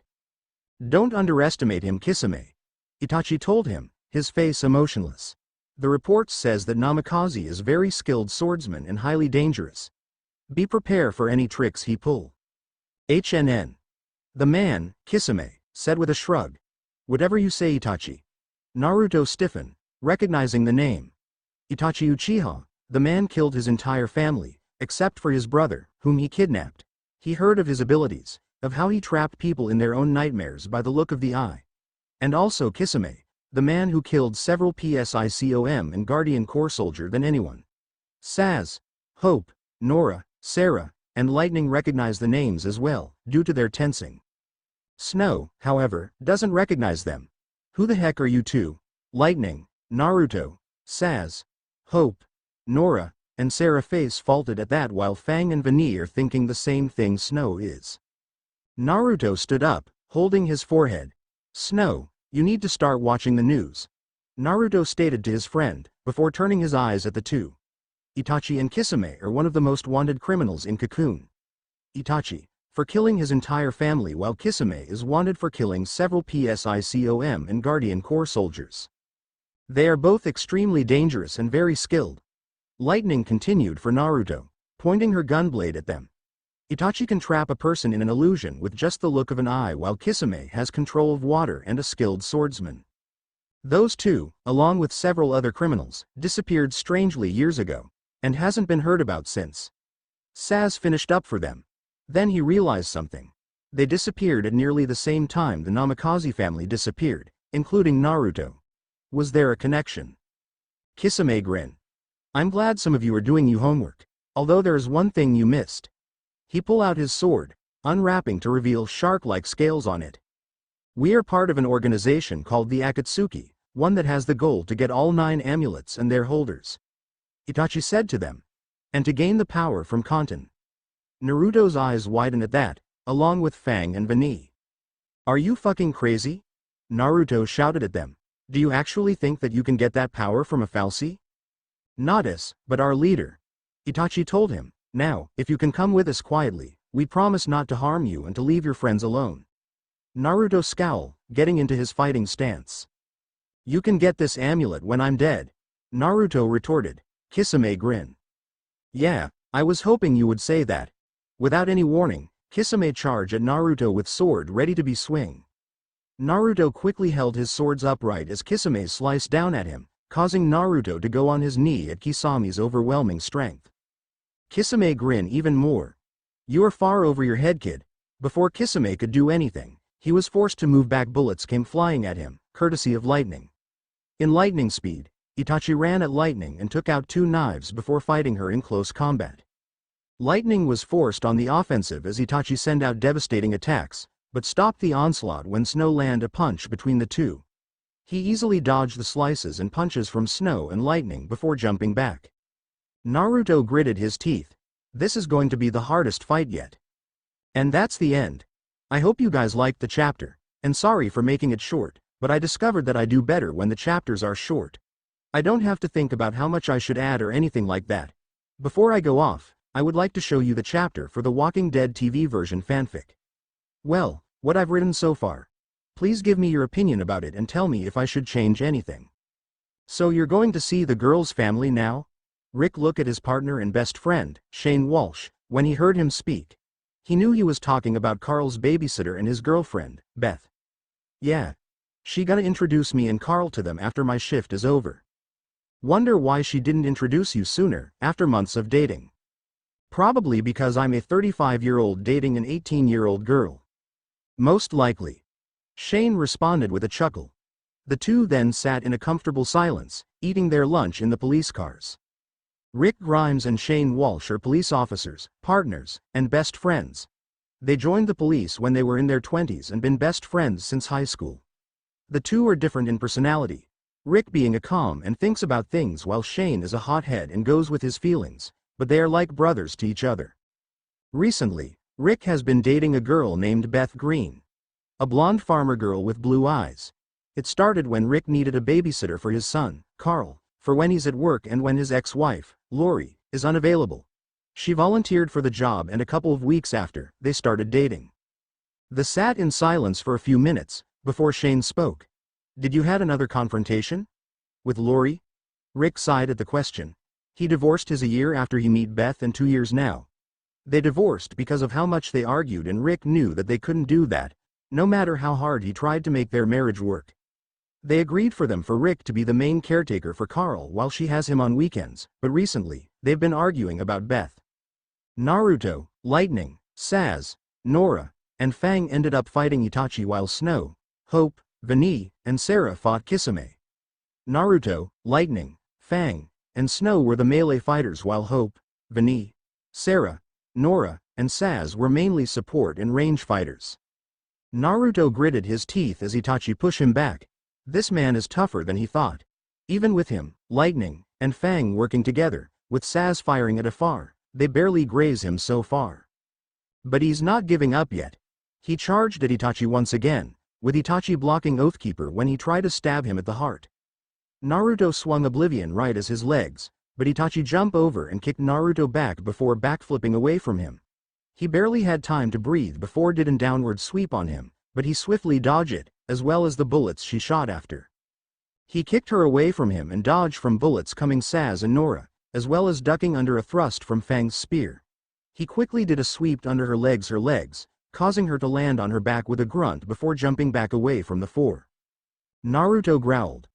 If the rumors are trues, Itachi can sense their movements using those eyes of his. It's one of the special abilities his family possesses. Frustration started to kick in his head, but he pushed it away. No, now is not the time to let his emotions take over. If he don't have a clear head, he will lose. Any ideas, Blondie? Saz asked, reloading his pistols. Naruto looked at the terrain around them, wondering what he could use to fight Itachi. Then he looked a small cliff, a boulder at the edge of it.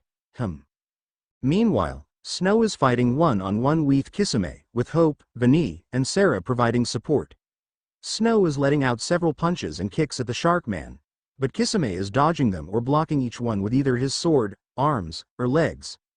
Whenever he has a chance to hit Snow with a major attack, either Hope stops him with his boomerang, Vani pulls his sword away from Snow, or Sarah makes him move away with one of her explosive arrows. He ducked from another hit from Snow before pointing his free hand at Snow, and surprisingly, a torrent of water came out of his sleeves and pushed Snow off his feet, making him hit a giant Snow from behind him. Kisame grinned. You're a tough little brat, I give you that. But playtime is over. Now hold still so I can shave off your legs. He took the top bandages off of his sword, showing the sharkskin blade. He charged at Snow, dodging the range attacks from the others, putting his full attention on Snow. No! Sarah yelled, running towards Snow. Without thinking about it, she transformed her bow into a sword and stand in front of her fiancé, right as Kisame's blade came down to strike. Snow and Kisame look at surprise at this, before the latter grin at her. Well, girlie, you're tougher than you look. Kisame complimented, jumping back. Sarah helped Snow up, who gave her a thankful look. Thanks for saving my butt. I wasn't about to let him kill my hero, Sarah said to Snow, giving him a smile, before the two look at the shark-like fighter. Snow and Sarah quickly join the two. Do any of us have an idea on how to defeat him? I may have one. Hope said, looking at Kisame's sword. It involves getting rid of that sword. With Naruto, Lightning, Fang, Saz, and Nora. Push him back. Don't let him rest for a second. Naruto ordered the group before he, Lightning, and Fang started charging at Itachi once again. Naruto let out a barrage of kicks and punches at Itachi, with the man dodging and blocking every single one. When he pushed Naruto back, Lightning came and started attacking, forcing him back and not giving him a chance to attack. He grabbed her arm and was about to stab her with his knife, but then Fang come between and start sending out stabs of her spear, forcing him to step back and let go of Lightning to dodge each one. He easily dodged each one of them, but blocked the last stab with his arm and pushed it up, giving him an opening to attack. Before he could, Fang used the momentum to flip, and when she did, barrages of bullets started attacking him. He had no choice but to jump to dodge the attack, giving out an opening for Naruto. The blonde-haired boy jumped up and using the wind to increase his speed, he came at Itachi with his fist pulled back. Take this. With that statement, Naruto punched Itachi and sent him flying at the boulder, but instead of Itachi breaking through it, he was trapped in it. Naruto landed on the ground with both hands and one knee before looking up at Itachi. Now, just one more thing to do, Naruto said to himself. He flicked his head backward, causing a powerful gust of wind to the boulder and making it fall down, with Itachi in it. The boulder landed with a large crash. With Snow, Hope, Vani, and Sarah, Snow ran at Kisame, sending out barrages of punches. The shark-like man blocked them easily with his swords, before knocking him down on the ground with the bandage part of his sword. It would take a lot more to beat me, kid, Kisame said before lifting his sword up. He was surprised, however, when Vanille's rod attached onto his blade. What the? Vani, pull. Sarah, attack. Hope commanded. Vani started pulling while Hope launched his boomerang and Sarah launched several arrows. Kisame cursed before letting go of his sword to dodge the attacks. Snow, attack. The self-proclaimed hero quickly got up before running at Kisame and sending out barrages of punches. Kisame blocked the punches fairly easily, his strength matching Snow's, before Vanille launched her rod again and latch onto one of his arms. That gave Snow a chance to land one hard punch at Kisame, sending the Sharkman flying into a boulder. Snow breathed heavily as the group gathered around one another. "You think they're down for good?" Saz asked, breaking the tense silence around them.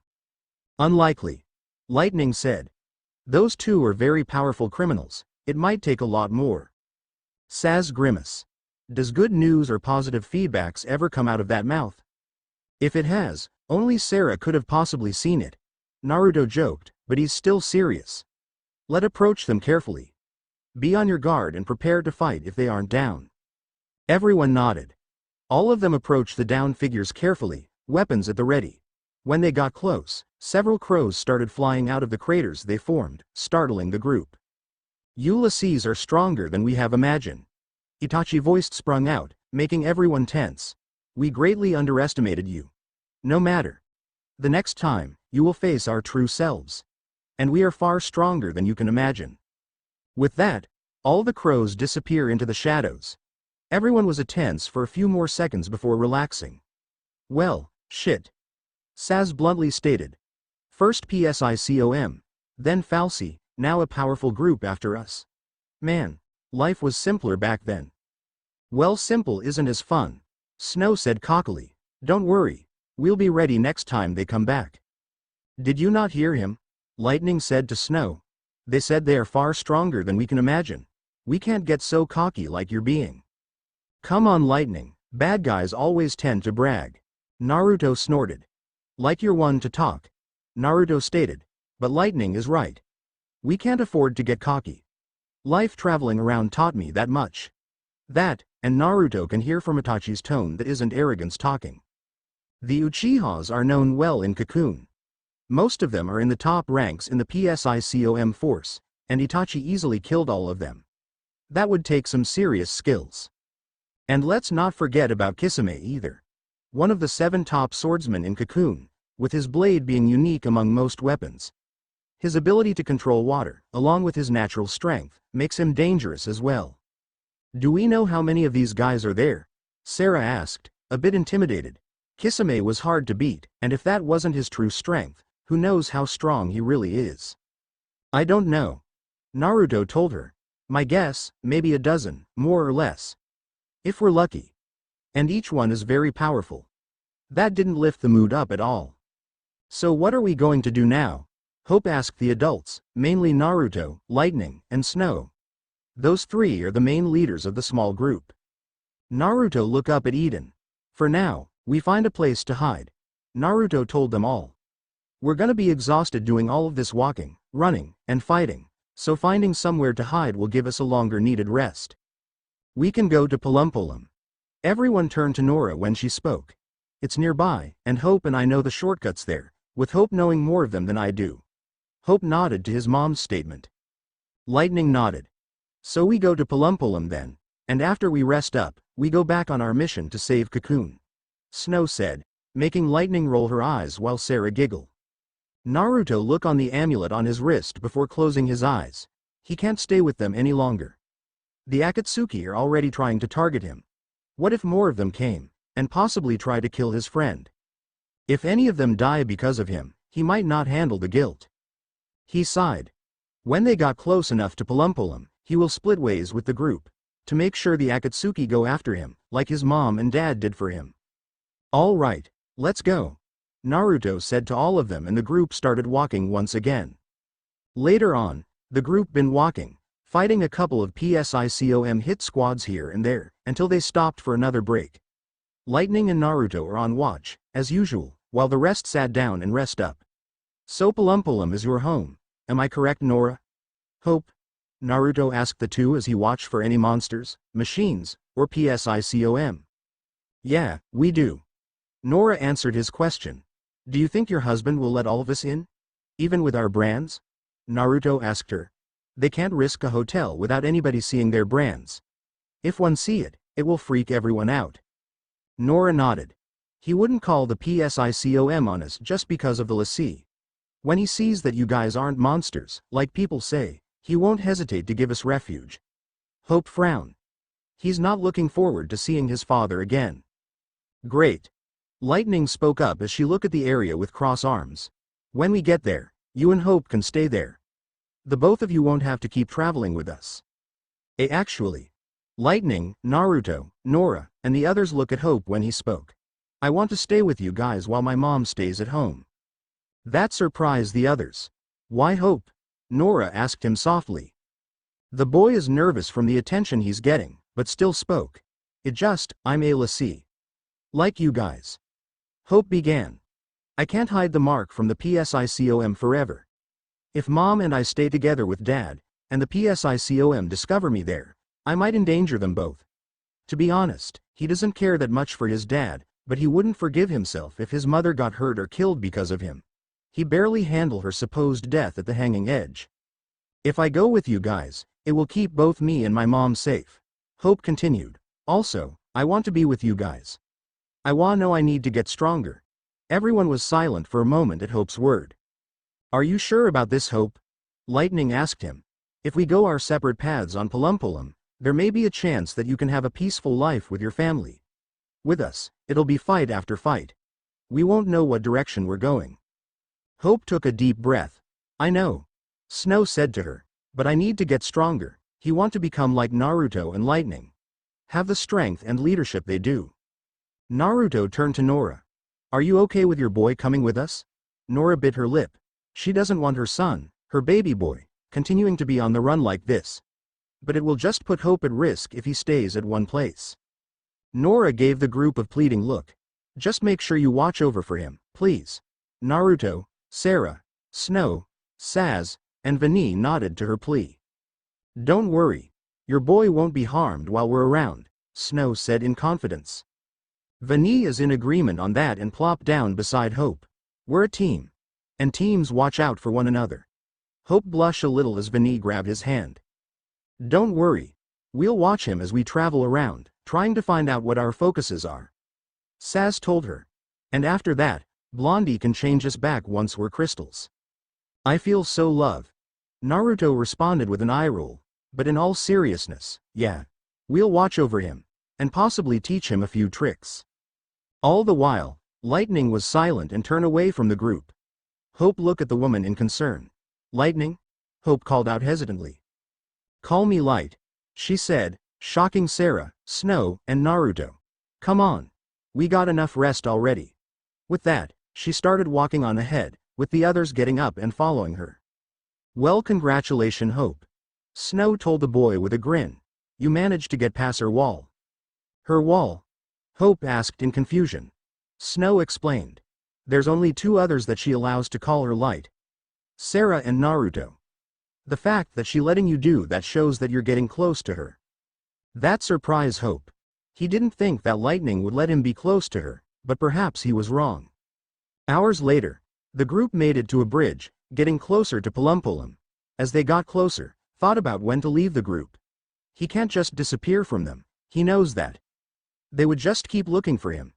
He'll need to tell them when it's time. The group of lassies, plus the mother, made it to a bridge. When they walked, Hope tripped on the bridge in slight exhaustion. Hope! Nora and Vani called out in concern as the others stopped. The two of them helped the boy up before the mother speaks. Are you okay? Why, yeah. Hope said to her. Just got a little clumsy, that's all. As the boy started regaining his balance, Naruto looked around the area and bridge. Well, better now than ever.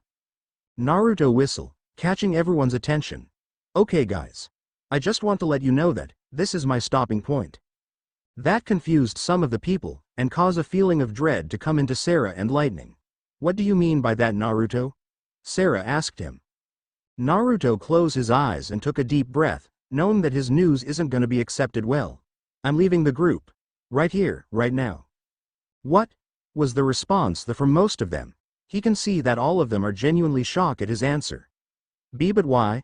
Sarah asked, tears already forming. Naruto found it hard to look at Sarah when he saw her in that state.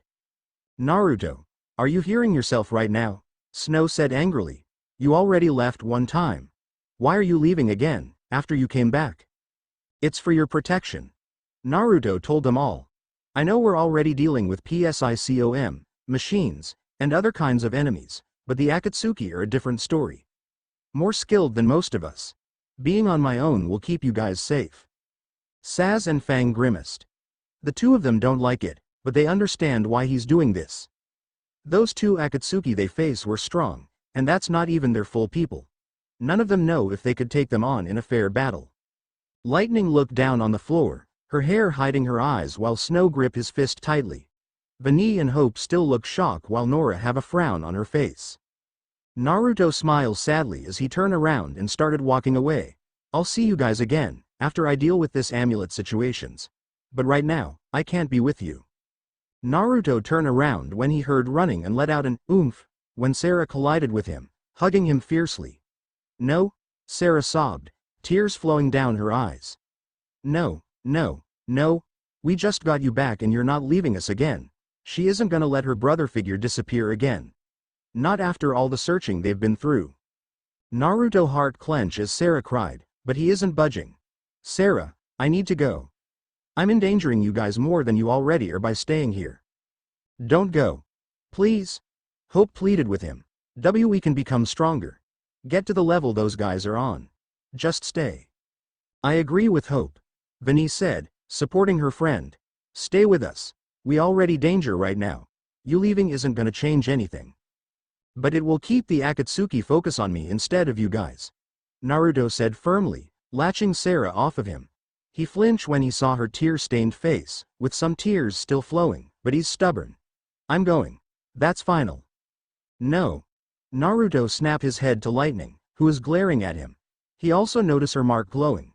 Do you know how difficult it was, without you? She shouted at him. She groaned in pain as the mark started getting brighter. Me, Sarah, Snow, we've all searched for you for years, trying to find any clue to where you're at. Lightning groaned and got on her knees as the glow intensifies. You are not leaving me again, after I got you back.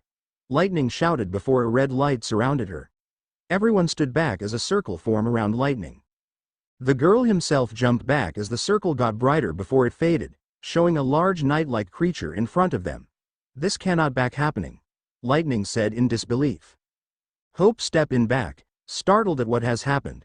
The knight raised his sword up and Hope took more step backs before falling on his butt. Hope. Look out. Hope closed his eyes as the sword swung down at him, but then opened it when he didn't felt any open. That's when he saw that Lightning and Naruto is blocking the thing. The two of them gritted their teeth before they both pushed the Eidolon back. So, this is your Eidolon fight, Naruto told her while Lightning groaned. When on earth did she got dragged into this magic mumbo-jumbo shit? The end. I hope you enjoyed this episode. Remember to subscribe and like this video. See you in the next part.